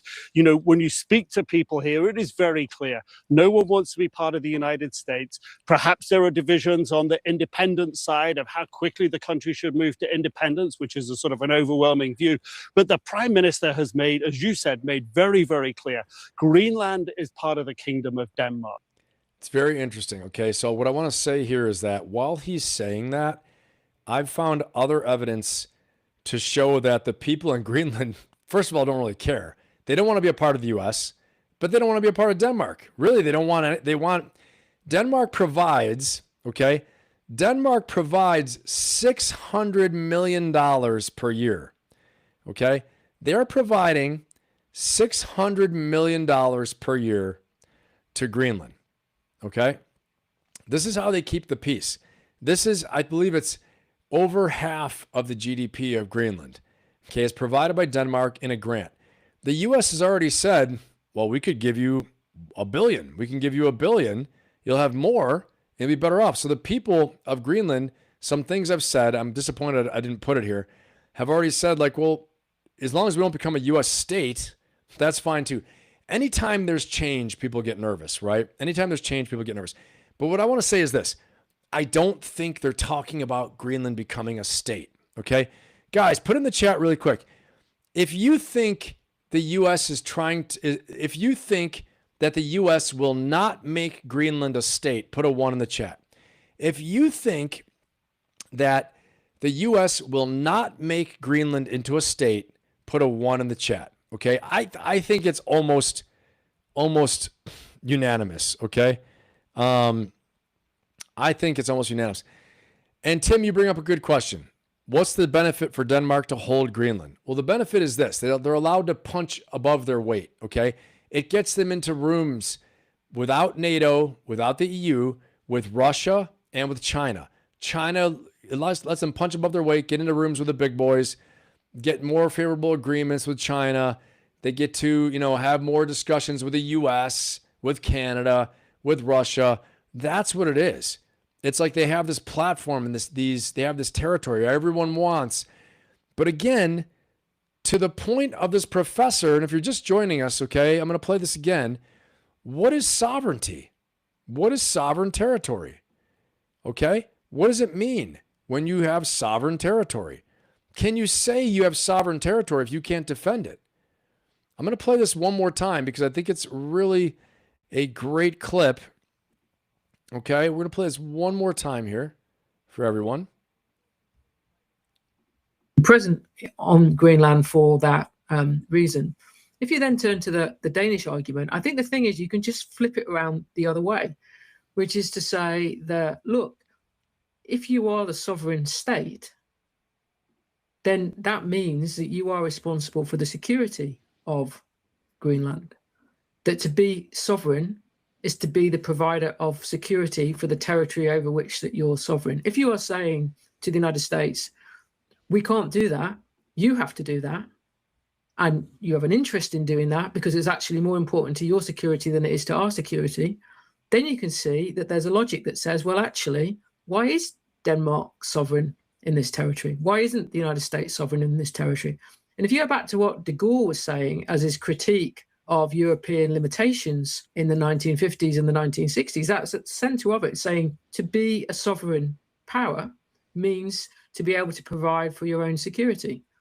And if you can't do that, that you're not sovereign. Now, I'm not saying that I think that justifies what Trump is doing, but I do think that there's a certain disingenuousness in the Danish and the European position on this, which goes to the heart in some ways of the whole question about NATO. Well, quite, I was going to say.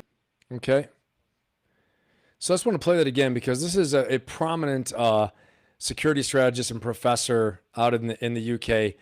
And to hear that from her, as I was doing this research, I was like, wow, okay. So, it makes sense because, you can't have it both ways, right? You have the sovereign territory and you want the U.S. to defend everything. But when they say, well, we instead of us just footing the bill for all the military and doing all this, you're on our side of the world, you're right near our front door, and why don't we just buy it from you or take it over? And so and obviously it's a tough question, but I'm trying to look at it with no bias and trying to see both sides of the equation, and give it a fair shake for what the Trump administration is trying to do, what our president's trying to do, then also see it from the Danish side as well too. So, all right, let's keep on going here.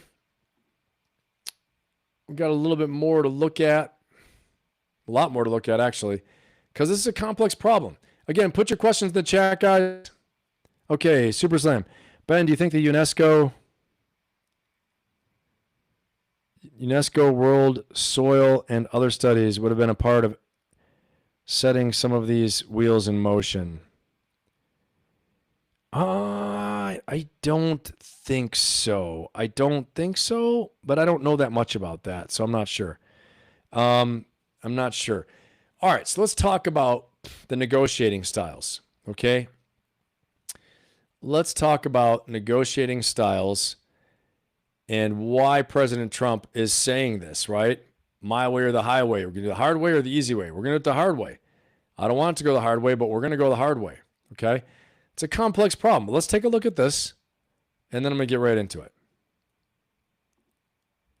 Because now we're on the negotiating style. Why are we saying this? Why suddenly we're going to take Greenland? We need Greenland like right J.D. now. Vance and Secretary of State Marco Rubio get together with Denmark and Greenland officials at the White House to discuss the future of Greenland. Greenland's premier has refused to entertain offers turning over its sovereignty, saying, quote, now we are faced with a geopolitical crisis. And if we have to choose between the United States and Denmark here and now, then we choose Denmark. We choose NATO. We choose the Kingdom of Denmark. We choose the European Union. Here was President Trump's response. The premier of Greenland said today, we prefer to stay with Denmark. That's their problem. That's their problem. I disagree with him. I don't know who he is, don't know anything about him, but that's going to be a big problem for him. Our next guest is spearheading private investment efforts in Greenland. GreenMet CEO Drew Horn joins me now. Drew, you heard the president there. What do you think he means when he says, quote, that's going to be a big problem for him, meaning the premier of Greenland? Well, thanks for having me. I guess I would say I think it's a big problem on multiple fronts, mainly because his own people have made it quite clear in Greenland that they want support from the United States. There is no NATO. There is no Greenlandic security without the United States. We're already providing not only the security of Greenland, but essentially Denmark's, the entire European security. Okay, so we see a counterpoint here, right? We see on one case here on CNN where, nobody wants the U.S. And the other point here on Fox with this, businessmen developing the minerals and things like that and investment in Greenland, that the people actually want the U.S. So what are some of the benefits for them, for the people in Greenland? What are some of the benefits here for the people in Greenland for them to actually have the U.S. there? Well, let's talk about that, okay? I'm bringing this back up because it's a cool map and it's a good map to look at while I'm talking. And then I'm going to get into the hardball talk. Okay, so what is this going to mean now? This will mean that actually, if the U.S. is able to have an agreement with Greenland, okay, that means that the U.S. is going to pay the bills and defend them.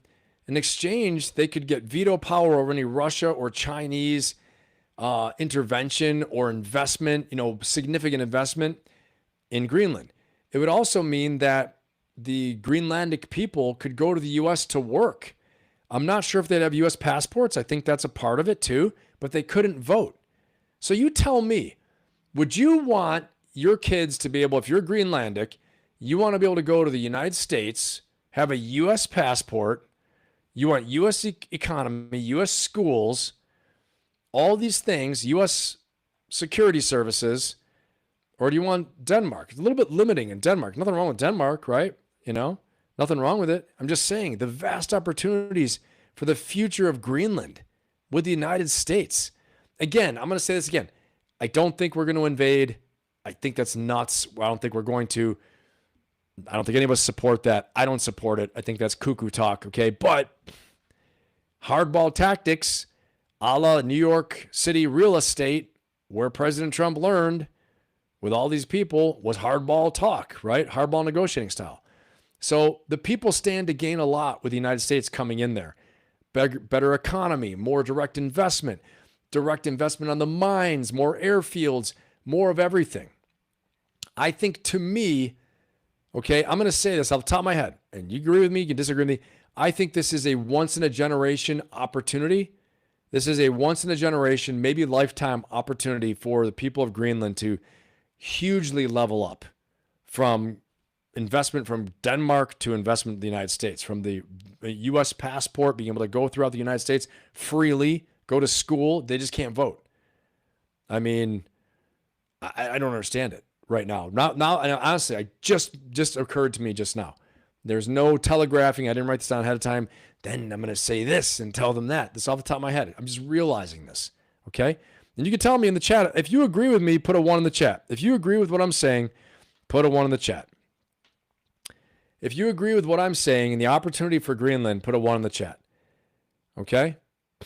And I'm purely speaking from the Greenlanders, whatever the hell how you say it, their advantage and their benefit. Denmark versus Greenland. Of course the premier is going to say, yeah, Denmark all the way. We want Denmark. He's beholden to Denmark. You know, what the freak? What's he going to say? No, hell no, we want to leave. I mean, if he had real moral courage and he's really listening to his people, yes. Now, again, he might be hearing people saying that, no, of course not, because they all have ties to money from Denmark. 600 million is guaranteed. I'm sure on the side, and I'm just going to say this, I wouldn't be surprised on the side. He's like, yes, Denmark, we want Denmark only. Then he's like, hey, U.S., can you guys beat 600 million? Can you? You could beat 600 million. How much? 1.5 billion? 2 billion? Okay, when are we gonna ink that? When is it gonna be inked? You guys gonna deal with this whole mess with Denmark? You know, no problems, like nothing's gonna happen? No, nothing's gonna. All right, cool. Then he'll be like, once that ink dries, U.S., we knew it all along. The U.S. was the way to go. Okay? I just don't see how this is such a deep connection, especially if he's an Inuit population. He's an indigenous person from Greenland. I haven't done a deep dive on it, but I did see one thing, that there's no love lost there between the Danes and the Inuit people. Okay? So just like in a lot of places, right? You know? So I mean, and I could be wrong. But I only saw one thing about it, so I'm not declaring that. I'm just saying I did see that it was pretty oppressive 100 years ago, as most of these stories go, right? For indigenous peoples, indigenous populations, unfortunately. So I can't see him being like, no, long live Denmark, we need to stay there. Especially if they become like a territory, or they have an agreement, like not a status of force agreement, but like some type of there's another type of agreement. Okay. This is what we're going to talk about later. Stick around. We're going to talk about this. But as we go towards our final answer for what this should be and the final options, at least as it stands right now. But there's a COFA, something called a COFA, which is a compact of free association. And we'll talk about that. Okay. Which is probably, in my opinion, the way this is actually going to go. Okay. All right. Let's watch a little bit more of this. Let's hear a little bit more of what he has to say here. It's ridiculous for him to talk about how he's going to have to choose between the two. And he's not speaking with the consent of his own constituents for making these kinds of ridiculous statements. So I think President Trump is absolutely right to call him on that ridiculous statement. As we wait to see what comes out of this meeting between Vance, Rubio, Greenland, and Denmark, is there a sweet spot here, Drew, where everyone gets what they want, everyone gets what they need, and quite frankly, everyone gets to save face? And if so, Drew, what is that sweet spot? There absolutely is a sweet spot. And, I think that there's just a lot of, ridiculous narrative coming from the Europeans on this particular subject. What President Trump is offering is billions of dollars of investment in the form of private investments and projects, all of which we're looking at that span from AI data centers to multiple rare earth and critical minerals projects. I mean, the sky is the limit, and everybody benefits from this, including the Danes, including the EU, including NATO, but most importantly, the Greenlanders, who have overwhelmingly said they want investment and support from the United States. They want a pathway towards independence, and they're absolutely tired of being exploited and oppressed by the Danes as they have been for the last 100 years. You know, the era of colonialism is over, and it's time to let people achieve their own destiny. No one is going to stand in the way of. All right. That's a little bit funny to hear him saying that as they're looking to take over Greenland. You know, anyway, little tongue in cheek. I can't help myself but laugh at that. It's just, you know, he probably shouldn't have said that right there. Everything else was good enough. He probably needed to stop. He's getting a little bit over his skis right there at the end when he's saying the era of colonialism is over. He probably should have just stopped. Everyone's going to win, make tons of money. We're doing a lot of investment. Stop. Because now you start to, it sounds a little bit hypocritical, a little bit, you know, a little bit off. Anyway, okay, not that it is colonial, but, you know, as he's saying, everyone has a right to determine their own destiny. Very true. Now, I will say that the assumption there is that the Greenlandic people, the Greenlanders, however we say it, they want the U.S. If they want the U.S., there's a mechanism for that. They vote for it. And I guess from what I understand, they can then break away and they can go under the U.S. orbit, however that looks. But I don't know exactly what the offer is from the U.S. if that happens, how that works. So we'll examine that more. Okay, so where we're at. Okay, I told you I would talk about negotiation versus necessity, the two-track approach, okay? Let's talk about the hardball tactic. Why is President Trump right now using the hardball tactics? Why is he saying this? Why is he saying, okay, again, right in the beginning here, why is he saying that this won't be good for him? NATO. All right, here we go. Now we are faced with a geopolitical crisis. And if we have to choose between the United States and Denmark here and now, then we choose Denmark. We choose NATO. We choose the Kingdom of Denmark. We choose the European Union. Here was President Trump's response. The premier of Greenland said today, we prefer to stay with Denmark. That's their problem. That's their problem. I disagree with him. I don't know who he is, don't know anything about him, but that's going to be a big problem for him. Our next guest is spearheading private. Okay, and so why is he saying that? Why is he saying over here, again, you know, hardball? Why is he saying the hard way?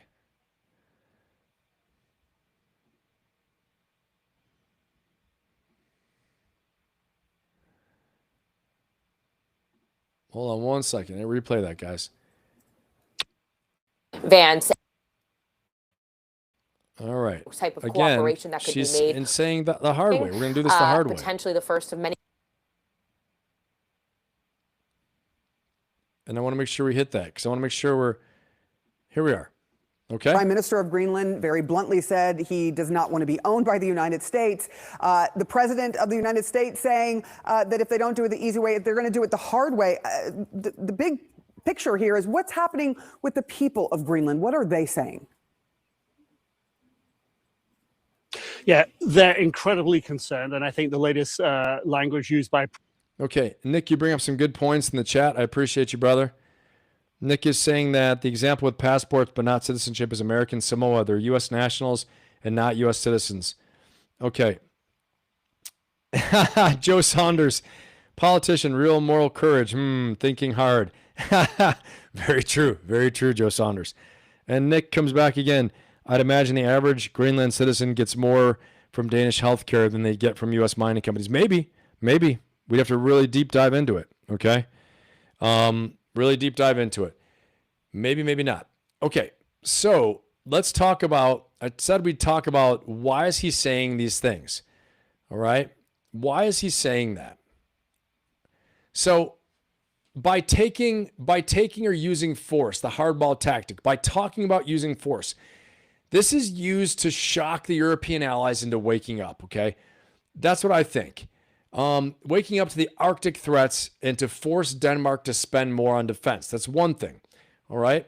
The actual goal isn't necessarily statehood or taking them over, invading, but ensuring that zero Chinese or Russian dollars ever touch Greenlandic infrastructure. Chinese or Russian individuals, personnel, or dollars. All right. Why is Trump refusing to rule out military force? This is, for what it is, it's a psychological lever to make the compact of free association. Okay. It's a typical negotiating strategy. You say, okay, he's saying that we're going to use military force. We're going to do it. Everyone's like, oh my God, he's so crazy. And then, yeah, well, we came up with a better option, the compact of free association. It looks like a gentle compromise. Like, wow, that was a close one. Was it? I don't know. Was it? So, and next, the undersea cable defenses. They're undersea cables, the fiber optic cables that have some of them have been attacked and cut in the past. Protecting the fiber optics links that connect North America to Europe, which Russia's fleet is currently testing. Okay, this is the reason, the two-track approach. There's negotiation of the bluster and the hardball tactic versus the necessity. The underlying necessity is like no Russia, no Chinese. Okay, protect the undersea fiber cables. Protect the GI-UK, the Greenland, Iceland, UK gap. Control of that, preventing the Russian Northern Fleet from entering the Atlantic undetected. All those things, okay? Why the hardball tactics of mocking the Danish defense, too? The two dog sled security gap, right? Making fun of them. Is aligned to justify the massive influx of U.S. Navy, U.S. Coast Guard, U.S. personnel. Why the U.S. could come there and do so much more. They could patrol more with drones, right? With predators, things like that. Again, they'd have to be adapted to Arctic environment, but through U.S. ingenuity and defense establishment, I'm sure they could come up with a lot of options to patrol that territory, whether it's through intelligence, surveillance, and reconnaissance options, satellites, personnel, overflights, optics, you name it, okay, that the defense industry of Denmark does not have, okay? So the push right now is urgent because the U.S. has concluded that this rules-based order in the Arctic is dead. As of January 2026, the administration views the Arctic as the northern front. This might look like a media circus, right? A little bit crazy, but the policy objective is clear. Permanent, unchallengeable American control of the North American Arctic perimeter by 2028. That is what the policy objective is, okay? As stated in the National Security Strategy of 2025, this Monroe Doctrine, the Trump Corollary, okay? That is what they're trying to do. This is definitely the direction they're taking, okay? And that's why this has become urgent right now, okay? So let's go ahead and check out this next little video here.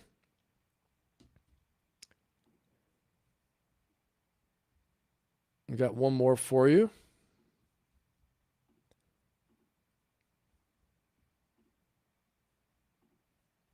Why the U.S. may be forced to take Greenland. It's not a joke.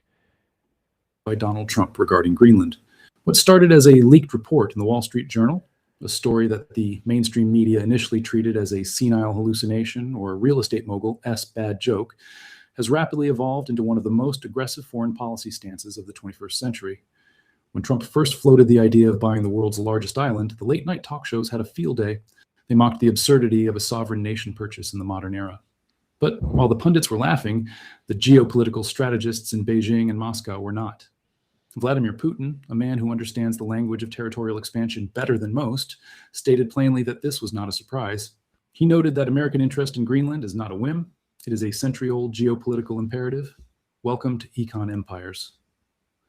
Today, we are stripping away the media sensationalism to look at the raw economic and strategic reality of the Arctic. We are going to explain why the United States is willing to threaten the use of military force, economic coercion, and diplomatic strong-arming to secure the island of Greenland. This is not about a golf course in the ice. This is about the control of the next great trade route, the dominance of the rare earth mineral market, and the survival of American hegemony in the Northern Hemisphere. To understand why this is happening now, we have to look at the breaking news that has slipped under the radar amidst the noise of election cycles and domestic politics. In recent weeks, the rhetoric has shifted from buying to securing. The language coming out of the Trump camp and confirmed by Pentagon insiders suggests that the purchase of Greenland is no longer phrased as a business transaction, but as a national security necessity. We have seen the vice president make unprecedented visits to the region, and we have seen a significant escalation in the warnings issued to Denmark. The message is clear. The United States can no longer tolerate a passive European landlord managing the most strategic real estate in North America. The media calls it a gaffe. History calls it the Monroe Doctrine. But to understand the future, we must first excavate the past. This story does not begin with Trump. It begins in the 19th century. You have to understand that the American acquisition of Greenland has been the white whale of U.S. foreign policy for over 150 years. The very same logic that led to the purchase of Alaska in 1867 applies here. When Secretary of State William Seward bought Alaska from Russia for $7.2 million, he was ridiculed. They called it Seward's folly. They called it a frozen wasteland. Today, the economic output of Alaska and its strategic position against Russia make that $7.2 million look like the greatest investment in the history of finance. Seward didn't just want Alaska. His report from 1868 explicitly identified Greenland as the next necessary step to encircle the North American continent and secure dominance over the Atlantic. Is that not crazy?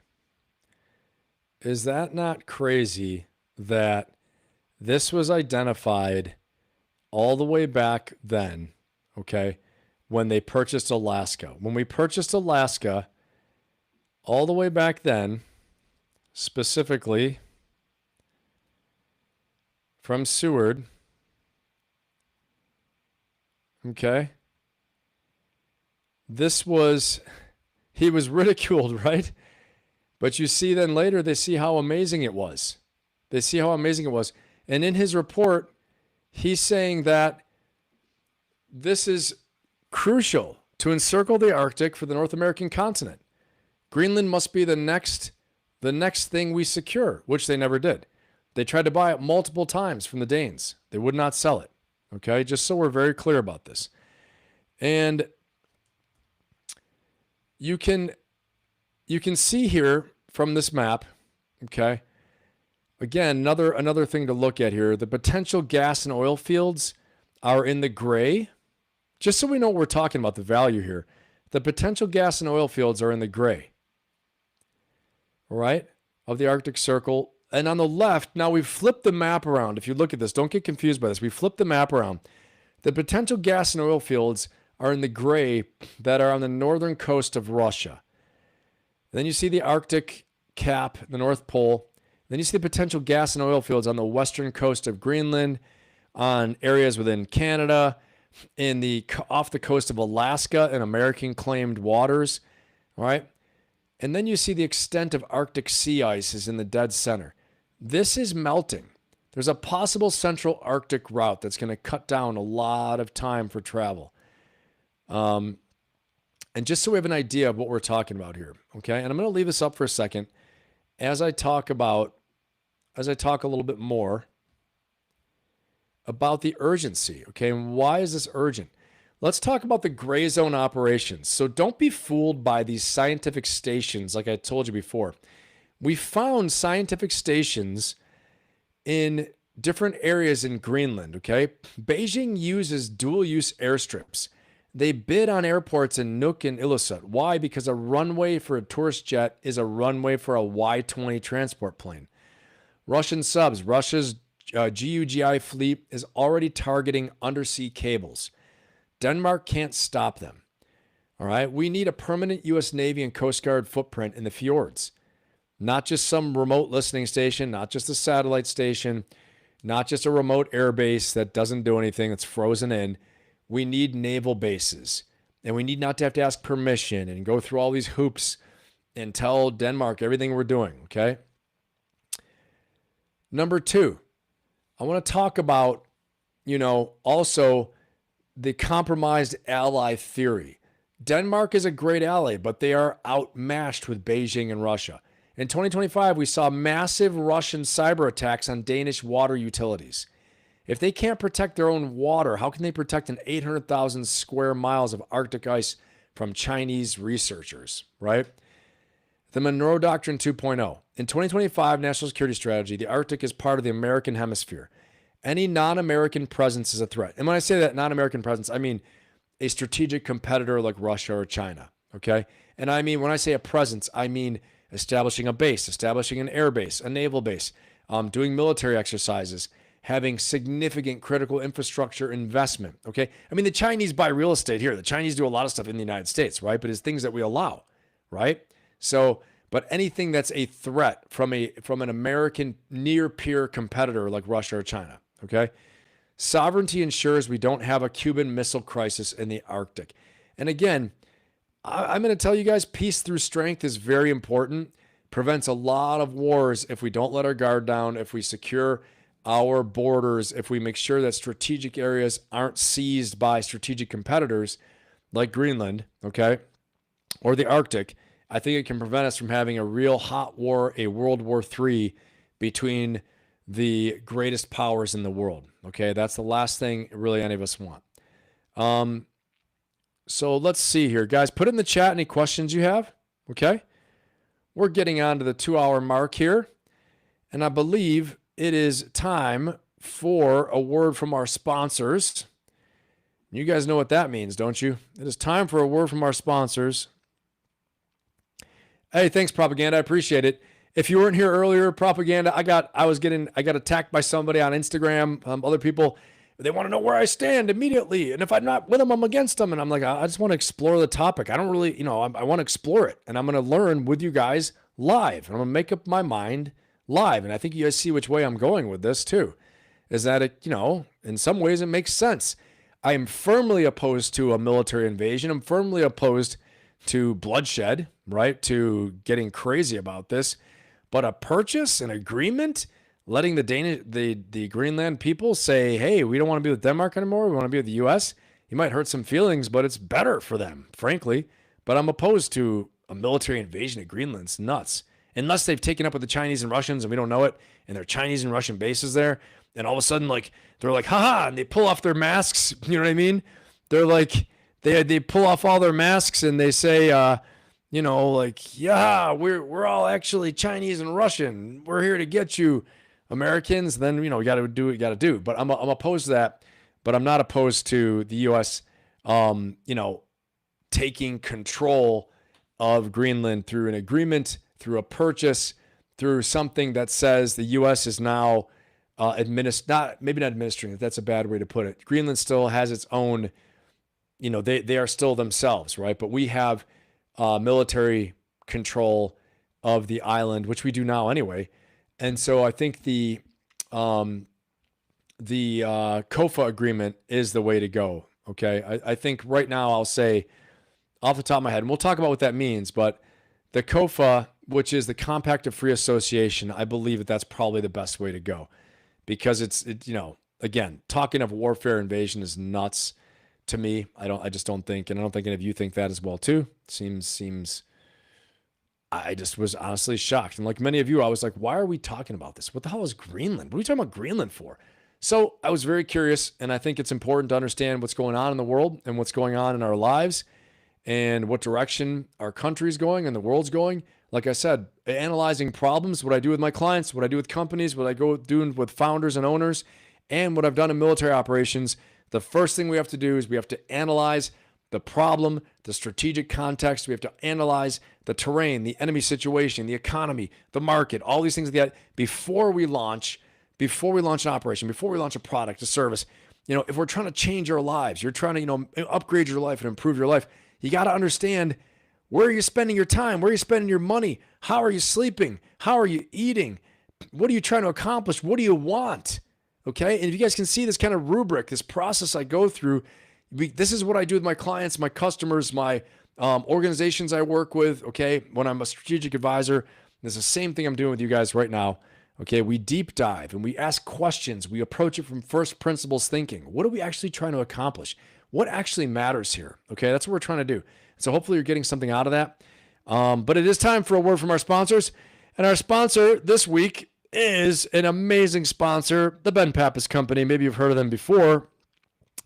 If you're new here, you may not have heard of them. So please like, subscribe, and share. Help me on my mission. I have a 5-year mission from God to get to 1 million subscribers. All of you guys know that out there. That is the 5-year mission from God. And put that in the chat if you know where that's from, to get to 1 million subscribers, okay? And my mission is to be an inspirational leader to create positive, lasting change in the lives of others, okay? anybody that's a follower, a subscriber, a client, a customer, my family, myself, to create positive, lasting change, right? Like I always say, make yourselves better, make the world better. That's my mission. And this channel's purpose is to upgrade your lives, okay? And so this word from our sponsors, from the Ben Pappas Company, fantastic company. They're so generous in sponsoring us this week. Let's go ahead and take a look at that. And I'm going to navigate you guys over. I'm going to navigate you guys right over to my channel.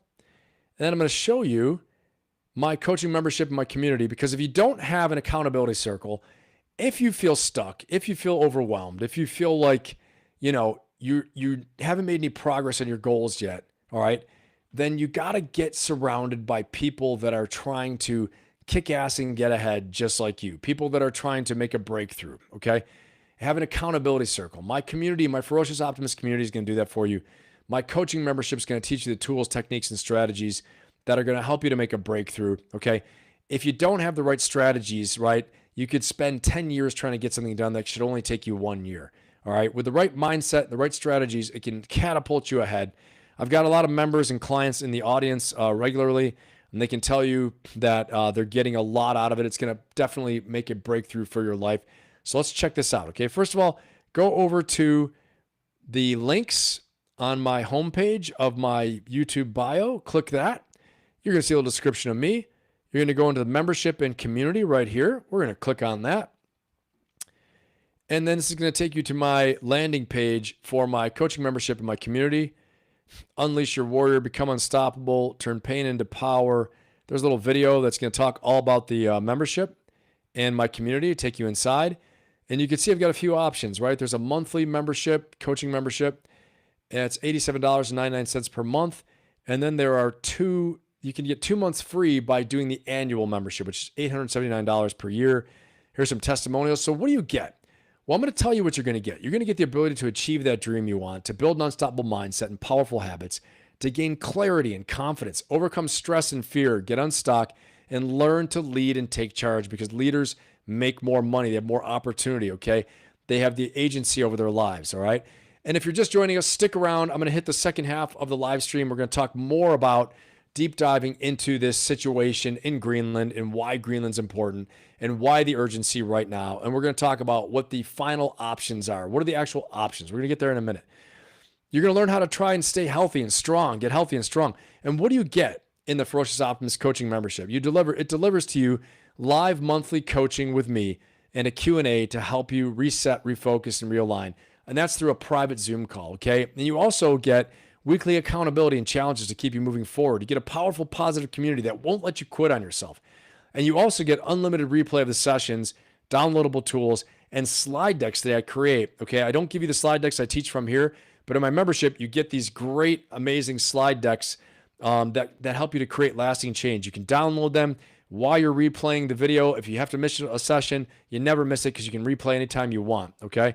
And also, when you become a member, you unlock access. You're going to unlock access to other benefits and other elite members-only special offers and programs for one-on-one coaching with me, for my elite inner circle coaching membership that's getting ready to start, getting ready to launch. There's a wait list for it right now.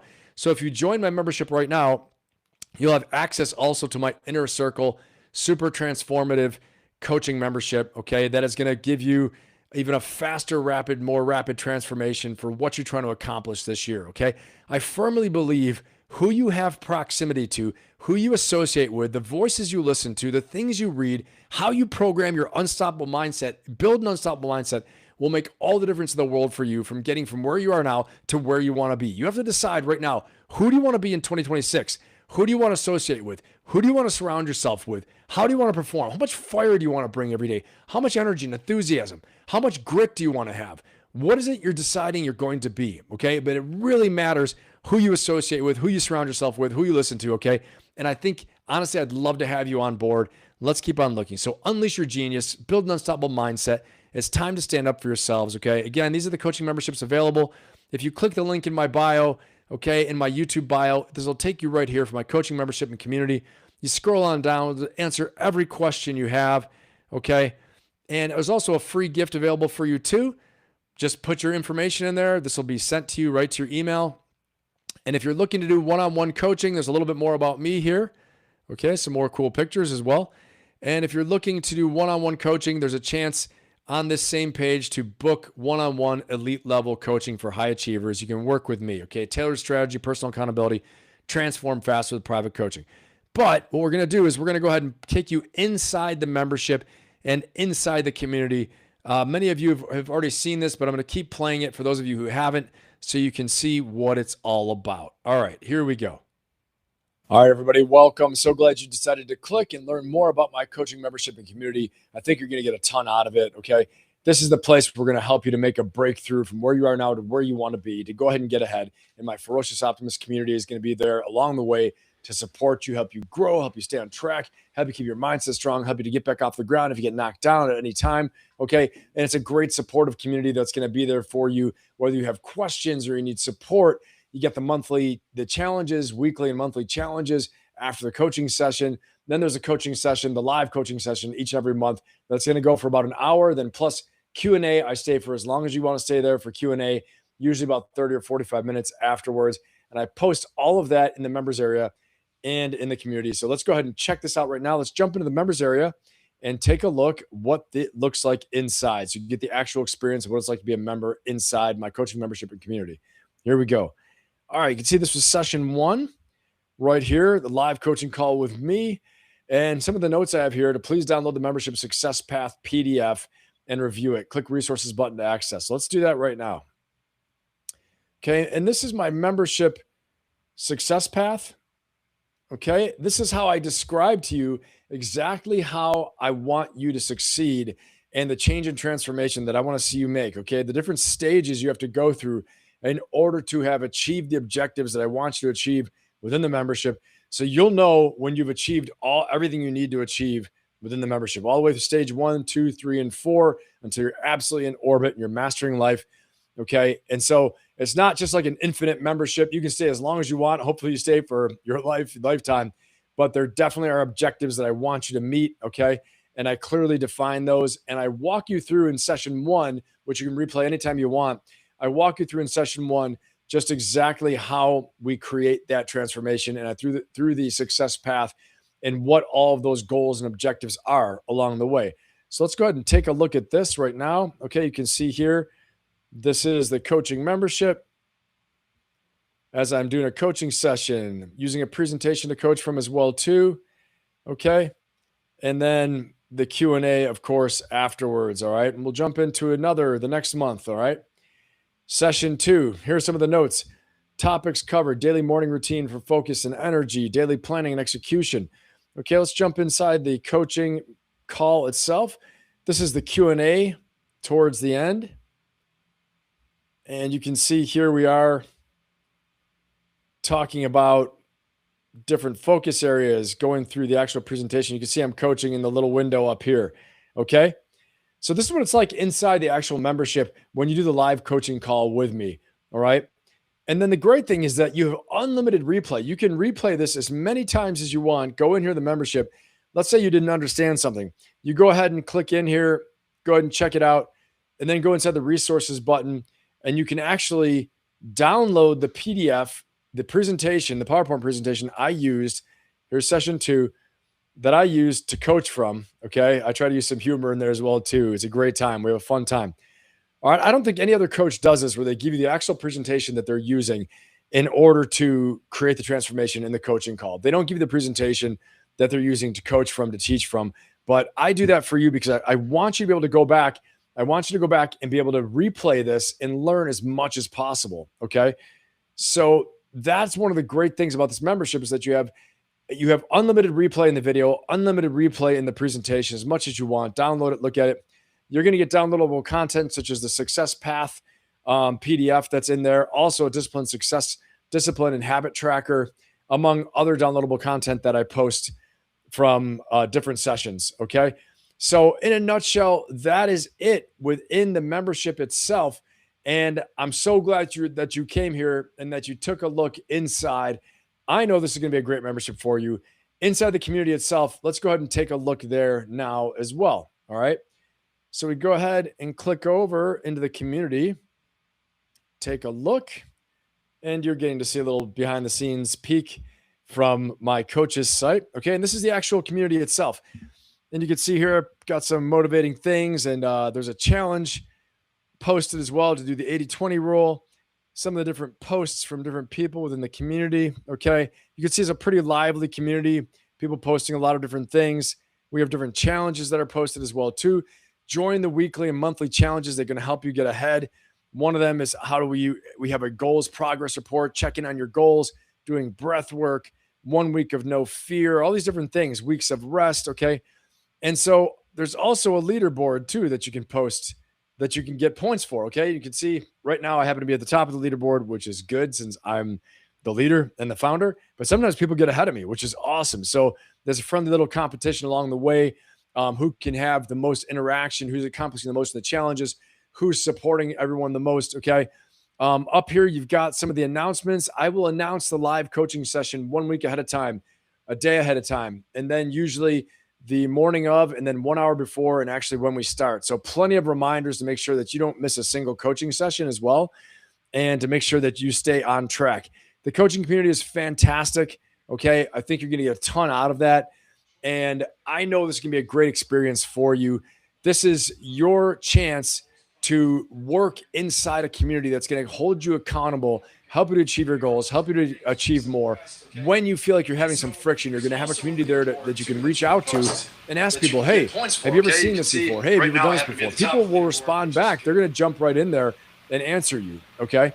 And Q&A within the actual community itself is a daily thing, daily chat. You can reach out to me and I can work with you, have a daily chat as well. All right. So that's one of the great things about this community that is fantastic. And again, right now, if you're joining now, you're going to get a lot of great opportunities that, I've already talked about. So please jump on this opportunity right now before we get so filled up and the prices change and some of the bonuses go away. So, all right. I'm so glad you came here and you checked it out. I know you won't be disappointed. Go ahead and enter info, join, and I can't wait to see you inside. All right. Make yourself better, make the world better. Have an amazing day. And just remember, go get yours. Let's go. It's yours. All righty. Let's rock and roll. We got a lot to do here. More to talk about. Appreciate you guys sticking with me and hanging in there to reach to our final conclusions of so what? So what about all this? Let's see where our poll's sitting at. Should the U.S. make Greenland a territory like Puerto Rico? 71% say yes, 29% say no. I'm going to leave it up there. If you're new here, please vote in our poll. I want to hear what you guys have to say. Again, appreciate all the support tonight. Joe Saunders, appreciate you, brother, for your generosity. Thank you so much. And now, so where are we at right now? So we are going to talk about, okay, a couple things. We are going to talk about the argument against and the NATO risk, okay? We talked a lot about the four. We're going to talk about the counter argument a little bit. And then we're going to talk about what are the options on the table. Let's address that counter argument really fast. Okay, so what is the argument against doing this? Well, one of the arguments against doing this, okay, and here's one right here. It's a strategic mistake of a lifetime. Let's key this up. But I do think this is talking about invading Greenland. And I don't think, and again, I think this is hardball talk like I talked about earlier. I think this is hardball talk for negotiation talk. I don't think this is actually what we would intend to do to invade Greenland. Why? Makes no sense. Okay. So let's play this really fast. Check this out. US President Donald Trump is at it again. After a successful flash invasion of Venezuela that resulted in the capture of the country's former president, Nicolas Maduro, Trump has started to beat the Greenland drum. He's done this before. Trump and his administration contend that they need Greenland as a matter of national security. Could an invasion be in the offing? If it is, then the US could be in for a rude awakening. Invading Greenland would be a catastrophic mistake for the US, potentially ending in a disaster for both the country's military and the entire standing of NATO in the process. The very idea that the United States could take Greenland seems preposterous at first glance. The island, although part of the North American continent, is considered part of Europe. Specifically, it's owned by the Kingdom of Denmark, though Denmark gives Greenlanders wide-ranging autonomy to essentially run themselves. Of course, Denmark is an ally of the US, with both nations being part of NATO. Plus, those in Greenland don't want any sort of US control. As CNBC reports, polls taken on the island, which has a population of about 57,000 people. It does not look like a very hospitable place. If you just take a look at this territory, I mean, look at this rocky coastline, right? Good Lord. Okay, let's keep going here. Show that most Greenlanders categorically state that they don't want the US to roll in and take over. That's not necessarily to say that Greenlanders are content with Danish control either. Some in the territory want Greenland to be 100% independent, as explained by pro-independence member of parliament Aya Chemnitz, who says, "For many years, the majority of Greenlanders have been fighting for our right to represent ourselves. We say nothing about us without us, and that's why it's important for us to still fight for making sure that we have even more autonomy in time to come." So a continued ownership of Greenland by Denmark is already contentious. However, the idea of the US taking over seems to be a near-definitive no. But none of this seems to be stopping Trump and his rhetoric. As the BBC reports, Trump contends that Greenland not being under US control means that the island represents a vulnerability that could be exploited by traditional US enemies such as China and Russia. Speaking in the real estate terms that he knows best, Trump says, "Countries have to have ownership. You defend ownership. You don't defend leases. And we'll have to defend Greenland." Trump also claims that the US will take Greenland the easy way, which appears to be Denmark agreeing to hand the island over, or the hard way. Could that mean a direct invasion? The White House isn't saying. What Trump is saying is that the current situation in Greenland, where the US maintains a military base staffed by over 100 personnel, isn't good enough. Countries can't make 9-year deals or even 100-year deals, Trump claims. He also added, "I love the people of China. I love the people of Russia, but I don't want them as our neighbor in Greenland. Not going to happen. And by the way, NATO's got to understand that." For Trump, it's all about ownership. And with that ownership comes the ability for the US to do whatever it wants in Greenland. Sky News expands on this, noting that there are more specific reasons why the US desires outright control of the island. The outlet points out that Greenland's position in the Arctic Circle is important, as the shortest distance between Russia and the US tracks over Greenland. Presumably, this ignores the Bering Strait that separates Russia's Far East from Alaska, presumably because the freezing cold temperatures in those regions make the strait less of a threat for the US than potential passage over Greenland. And that passage matters because Russian intercontinental ballistic missiles would likely travel over Greenland to reach America's east coast. The US wants to be able to set up early warning systems to ensure it knows if this ever happens. It also just so happens that Greenland could play an important role in the emerging Northern Sea Route and Northwest Passage. The US wants to ensure freedom of passage, at least for its own trading ships and those of its allies, via these routes, and control over Greenland could make that possible. All right, so this is a great summary of a lot of the things we've been talking about already. Okay, and I put a new poll in the out there. I want you guys to go ahead and vote in that poll for me. And I'm going to put up one more of these. You haven't seen this yet. Okay, if you're joining us just now and you're new here, I'm going to scroll through a few of these maps that we've had up. Okay, again, Greenland's position on the Earth right there. The resources available. Okay, just to recap these a little bit. Diamond, copper, gold, graphite, iron ore, nickel, rare earth elements. Rare earth elements are green. These are vital to the U.S. defense technology, missiles, the F-35, the Golden Dome strategy for 2028 for the U.S. Okay, not to mention strategic positioning for Greenland. This is the ice sheet, Greenland, so you get an idea about topographically what it's really made up of with the glacier and all the ice and the nooks and crannies and crevices all along the coast. Again, you don't think that somebody could put a ground station there or listening or devices, spy activity, intelligence activity going on. Of course you could, okay, unless it's really patrolled and really watched out for and really a lot of reconnaissance, surveillance, and counterintelligence operations done. And then this is a great, let me go back to that one. Okay, and this is, again, the ice sheet. I don't think I got to show you guys that. And again, the nooks and crannies and crevices along the coast, in case you're new here and just missing that. But I'm going to go ahead and show you another map here that is significant to take a look at.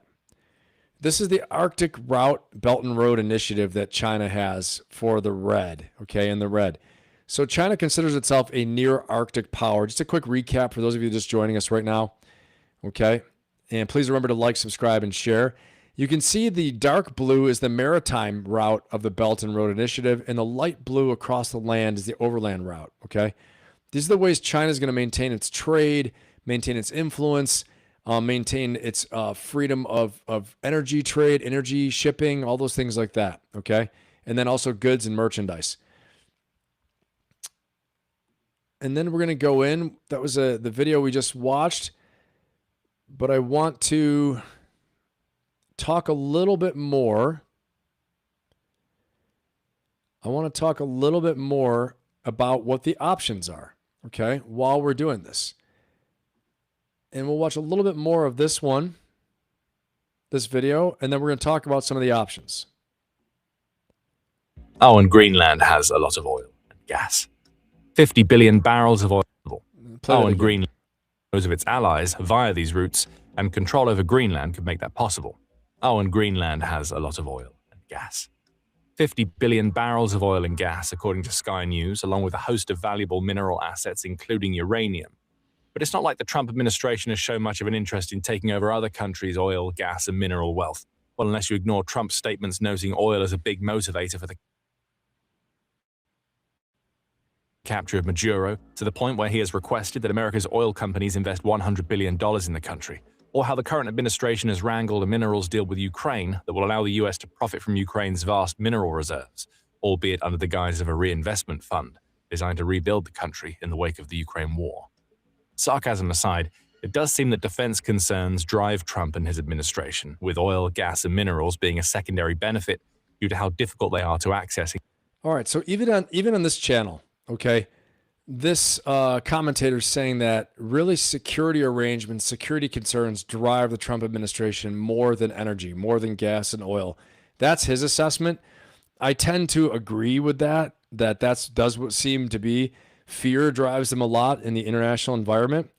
And so I think that there's something to be said for that. So let's get into right now. I want to talk about what are some of the arguments against doing this according to NATO, and so we have to look at the counter argument a little bit. The first counter argument against this is NATO fracture. We always want to look at what are the risks associated. When we're forming a strategy, we want to look at what are the risks, okay? What's the potential fallout that can occur? So one of them is NATO fracture. If we take Greenland by force, for sure, NATO will break, okay? I mean, with such a high degree of risk for that. Denmark has already hinted they'd consider it an act of aggression. Of course they would. What are we talking about? We need an ally, though. We don't need an occupied territory, okay? So we need to have allies, and we need to maintain the alliance, obviously, to keep us strong against Russian aggression. We don't have to rebuild things if Russia decides to pop off and invade Poland, okay? God forbid the resurgence of Germany and aggressive Germany. There's a funny video I saw that showed, it said, Russian goes to war against NATO, and out of confusion, or no, U.S. invades Greenland, and out of confusion, Germany invades Poland. just because that's what they do, right? So the cost right now is also prohibitive.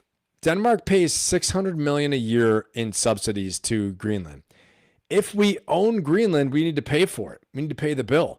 Is the taxpayer ready for that? Okay, we're not going to pay just $600 million. We're probably going to pay double that. It's going to be like $1.2 billion to show how much benefit that Greenland is getting out of this, right? I mean, $600 million is not much money for the United States. Now, don't tell that to the domestic population in the U.S. saying that we need to focus on the United States, making America strong again, all the promises. Instead, all of a sudden, now we're going to pay $1.2 billion to Greenland in order to make Greenland great, right? So this would go against this would go a little bit against what some of Trump's campaign promises are. But again, is it strong enough given the current security arrangement and the current security arguments and the fear in the Arctic? Okay. Now, there is a solution, and I'm about to tell you guys a solution. Put a 1 in the chat if you're ready to hear the solution. All right. Give me a 1 in the chat if you guys are ready to hear the solution that we have. I know this is a long one tonight. But this is a tough problem, though. I'm not going to lie to you. And Becky, do you think we'd make it back all because of all the resources? Yeah, Becky, you're right. You're right about that. Actually, Becky, great point. I think we would make it back. I think we would. You're right. With all the resources and the trade and all those things, I think you're right about that. Becky, you said graphite. Hooray. Pencils for everyone. 100%. Hey, Doc, what's going on? Good to have you here. Wow, a lot of granite as well. Yeah, for sure, Doc, it does. Sue, what's going on? Good to have you here. Sue Jayburn, what's up, man? Some other shout outs I didn't get to give yet. Great to have you guys here. Paul, what's happening? Okay, so give me a 1 in the chat if you guys are ready to hear the solution. Let's talk about this solution, okay? The Compact of Free Association. So, unlike how a lot of people are out there today, honest to God, I think the vitriol and the disagreement, the aggressiveness of the political discourse that's out there today, if you're on the left, you know, you can't stand what the right has to say. If you're on the right, people can't stand what the left is saying. And, and honestly, I will say this. I'm just going to say it. I'm politically independent, but I've seen so many people that are more conservative will actually talk to you and listen to you. Many people I've encountered as a political independent person, if I put something I don't agree with, they come off so strongly, attacking, name calling, being aggressive. I'm like, why can't we have a conversation? I don't understand this. Doesn't make sense to me. Okay. And as a political independent, it's honestly shocking. So you have to be able to discuss the ideas, and there is an actual decent idea here. Okay. So we look at this thing called a Compact of Free Association, a COFA. Okay. And we don't need to buy Greenland like we're buying a used car. We need a COFA, this Compact of Free Association. If you look at Palau or you look at the Marshall Islands, they are sovereign, but the U.S. handles strategic denial, which is what we're trying to do against Russia and China. How this works, we pay the bills and we defend them. All right. In exchange, they give us veto power over any Chinese or Russian investment. Okay. We also are the ones who get to more or less control the production, the trading of the rare earth metals, of all the resources. Now, the people in Greenland will benefit a ton from it, right? But they go through U.S. process. U.S. gets to deny them from China, obviously, and U.S. gets to use them in their own facilities and manufacturing. Now, I mean, Greenland doesn't have this type of defense technology, but the Greenlanders will get paid for, having these mines and having these rare earth elements and all these things like that. So this is like the American way to win without a war, America First way, according to the National Security Strategy of 2025. All right, without a war, without a crazy invasion, something stupid like that. Okay, so the final word here, what I want to say is that whether it's a purchase or it's a COFA, the Compact of Free Association, or a hemispheric security zone, the status quo ended in 2025. Greenland is moving into the U.S. orbit. They're moving into the U.S. orbit one way or the other, okay? And the way I think it's going to happen is probably this Compact of Free Association, or through a purchase and some type of agreement, or it's going to be a massively beefed up security arrangement and treaty with Denmark. That's still on the table, right? A security arrangement with Denmark that gives the U.S. much more freedom of action, much more security, much more assurance over Greenland than it previously had. Okay. So I will say this in conclusion, I don't think there's going to be U.S. military action there. I can't see us invading Greenland. And if I'm wrong, we'll do an emergency live and we'll talk about it. But I'm hoping to God not, because I just don't think that's the way. So, but I do believe no matter what, Greenland is moving strongly, powerfully, quickly into the U.S. orbit in some way, shape, or form. Okay.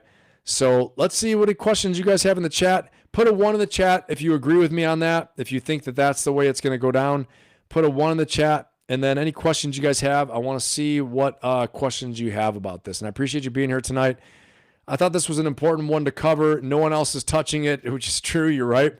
People are afraid to say anything because people get blasted and they get crazy and upset. And, how do you understand what's going on if you don't discuss it? I don't get that. So I appreciate all of you here being here tonight and listening and participating. So yeah, give me a 1 in the chat if you agree with that. And I got 14 votes. Does Greenland pose a vulnerability for the U.S. vis-a-vis Russia and China? And I've got 14 votes. If you haven't voted yet in our poll, please vote in the poll. I'm going to put a new poll up, a final poll here. I'll put a final poll. Does the compact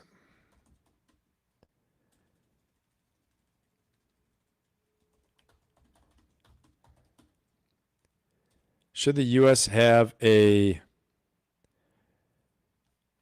compact of free association, a new controlling agreement with Greenland?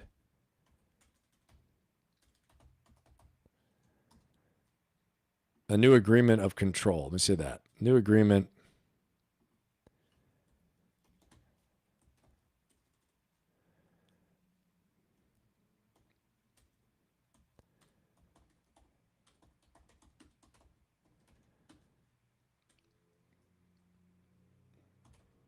Or a new compact. Let's see. Should the U.S. have a new compact of free association? What I just described with Greenland.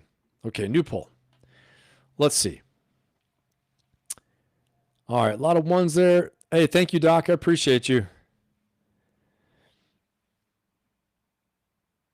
Denmark may quickly rise to be a formative world power. They might, Tim.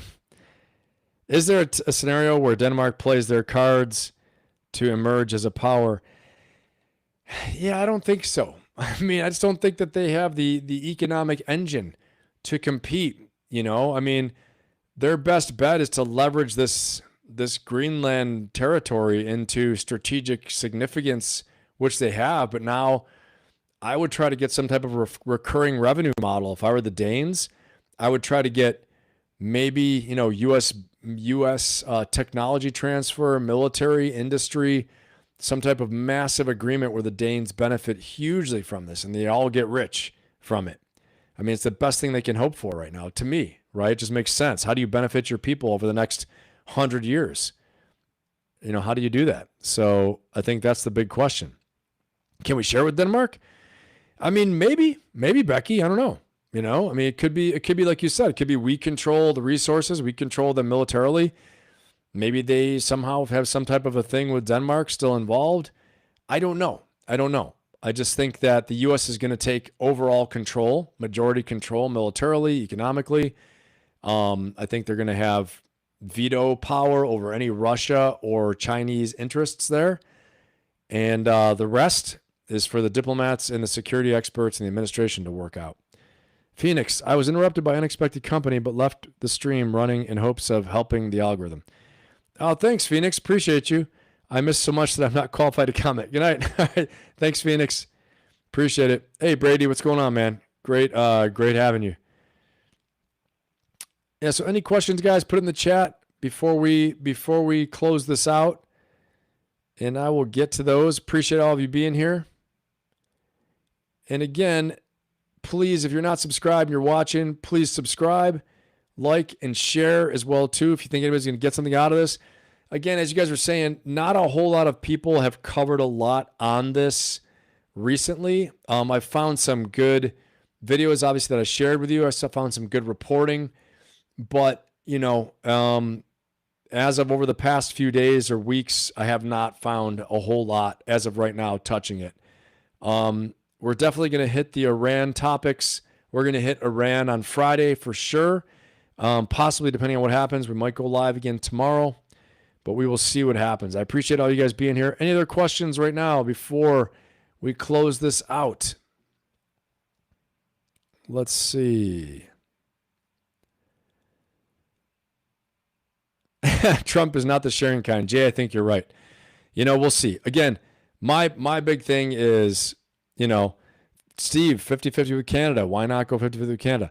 Steve, it might not be a bad idea. Canada is one of our staunchest allies, a tremendous partner and ally, always have been, gone to war with us throughout history, right? And so that would be cool, Obviously, I don't support, and I don't think any of you do, and I don't see this as a strategy. I think it's just hard talk. I think President Trump is just doing the tough guy hard talk. I mean, New York real estate style, his negotiating style is hardball, but he does the hardball, like I said before, to shock European allies into waking up to the Arctic threats, like to wake up, like this is serious. I'm going to do something. You don't get off your asses. We're going to do something. Because you got to think too, okay? They are concerned about Putin in Russia. They're not thinking about the Arctic right now. They're like, Arctic, Smarctic, friggin' Putin's right here. He's at our doorstep. What are you talking about Arctic for? Meanwhile, the U.S. is thinking, if Putin loses his marbles, which he's already lost his friggin' marbles, right? We all know that, right? Okay?